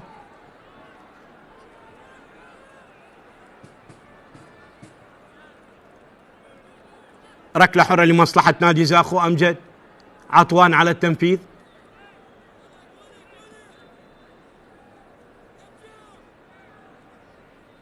عالية من أمجد، كرار يبعدها بالرأس، ديبيوتي، أنور، كرة خطيرة تلعب، الله، أوه كرار عامر يدرك التعادل بالدقيقة 92 من عمر المباراة. كرار عامر بكرة رأسية بنيران صديقة يدرك التعادل، ويكون اللاعب رقم 18 في دورينا اللي يسجل خطأ في مرماه. يعني هذه الجولة صار 5 لاعبين سجلوا خطأ في مرماهم: حسن خالد، أحمد نور، حسين عمار، أسامة رشيد، وكرار عامر. 5 لاعبين في هذا الدور سجلوا خطأ في مرماهم، اللي هم حسن خالد، أحمد نور، حسين عمار، كرار عامر، وأسامة رشيد. شوف وكرار عامر يسجل التعادل لنادي زاخو. كرار عامر يسجل التعادل لنادي زاخو. سجل أسامة وسجل كرار. يعني هذا الدور هو أول دور من بين 23 دور 5 لاعبين يسجلون خطأ في مرماه، وهذا هو اللاعب رقم 18 اللي يسجل خطأ في مرماه. أورينيو يحتفل، ولكن الهدف بنيران صديق. 2-2 الآن، 2-2، وهذه النتيجة حدثت 5 مرات في دورينا هذا الموسم. 2-2 أول مرة تحدث بمواجهات الفريقين، وأول مرة تحدث بمواجهات الفريقين، والمرة السادسة تنتهي مباراة إذا ما انتهت بالتعادل بهدفين. 5 مباريات انتهت هذا الموسم بالتعادل بهدفين، وهذا هو أول تعادل يبدو لأيوب أوديشو في مباراته الخامسة. إبراهيم، أيوب يشتت كرة، جوزيف، محمد علي عبود، ديبيوتي، قصيرة تنقطع، محمد أبو حشيش، عادت إلى علي محسن، تشتت من كرار،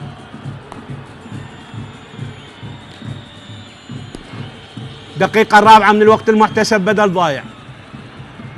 علي كاظم، شبر، ديبيوتي، محمد علي عبود أو شبر،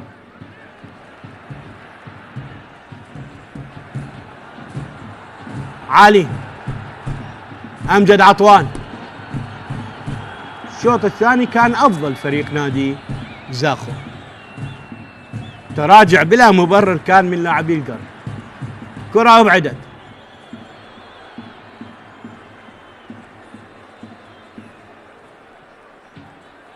جوزيف. دقيقة الخامسة من الوقت المحتسب بدل ضايع. علي محسن يشكو من إصابة.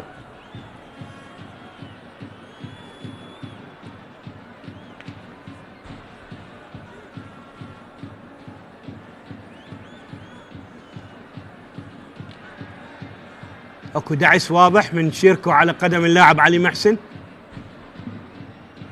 حكم يمشي، دقيقتان تفصلنا على النهاية.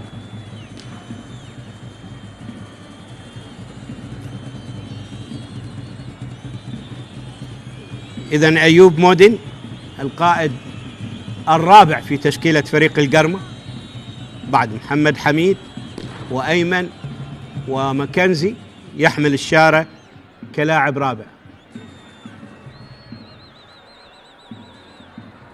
خطأ لمصلحة القرمة.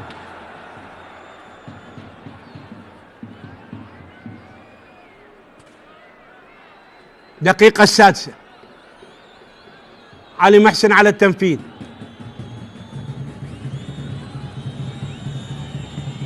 علي إلى اليحمدي، عرضية بالراس من جوزيف.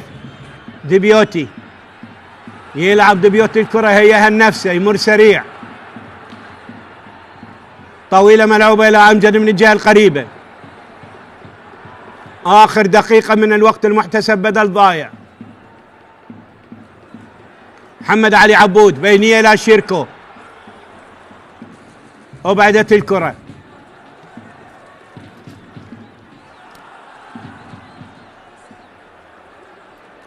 شيركو، محمد علي عبود، أورينيو،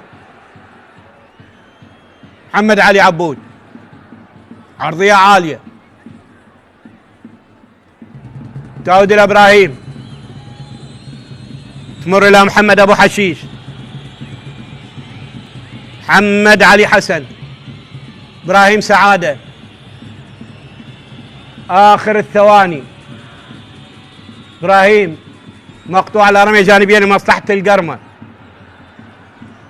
انتهت السبع دقائق، انتهت السبع دقائق. أول تعادل لأيوب أوديشو.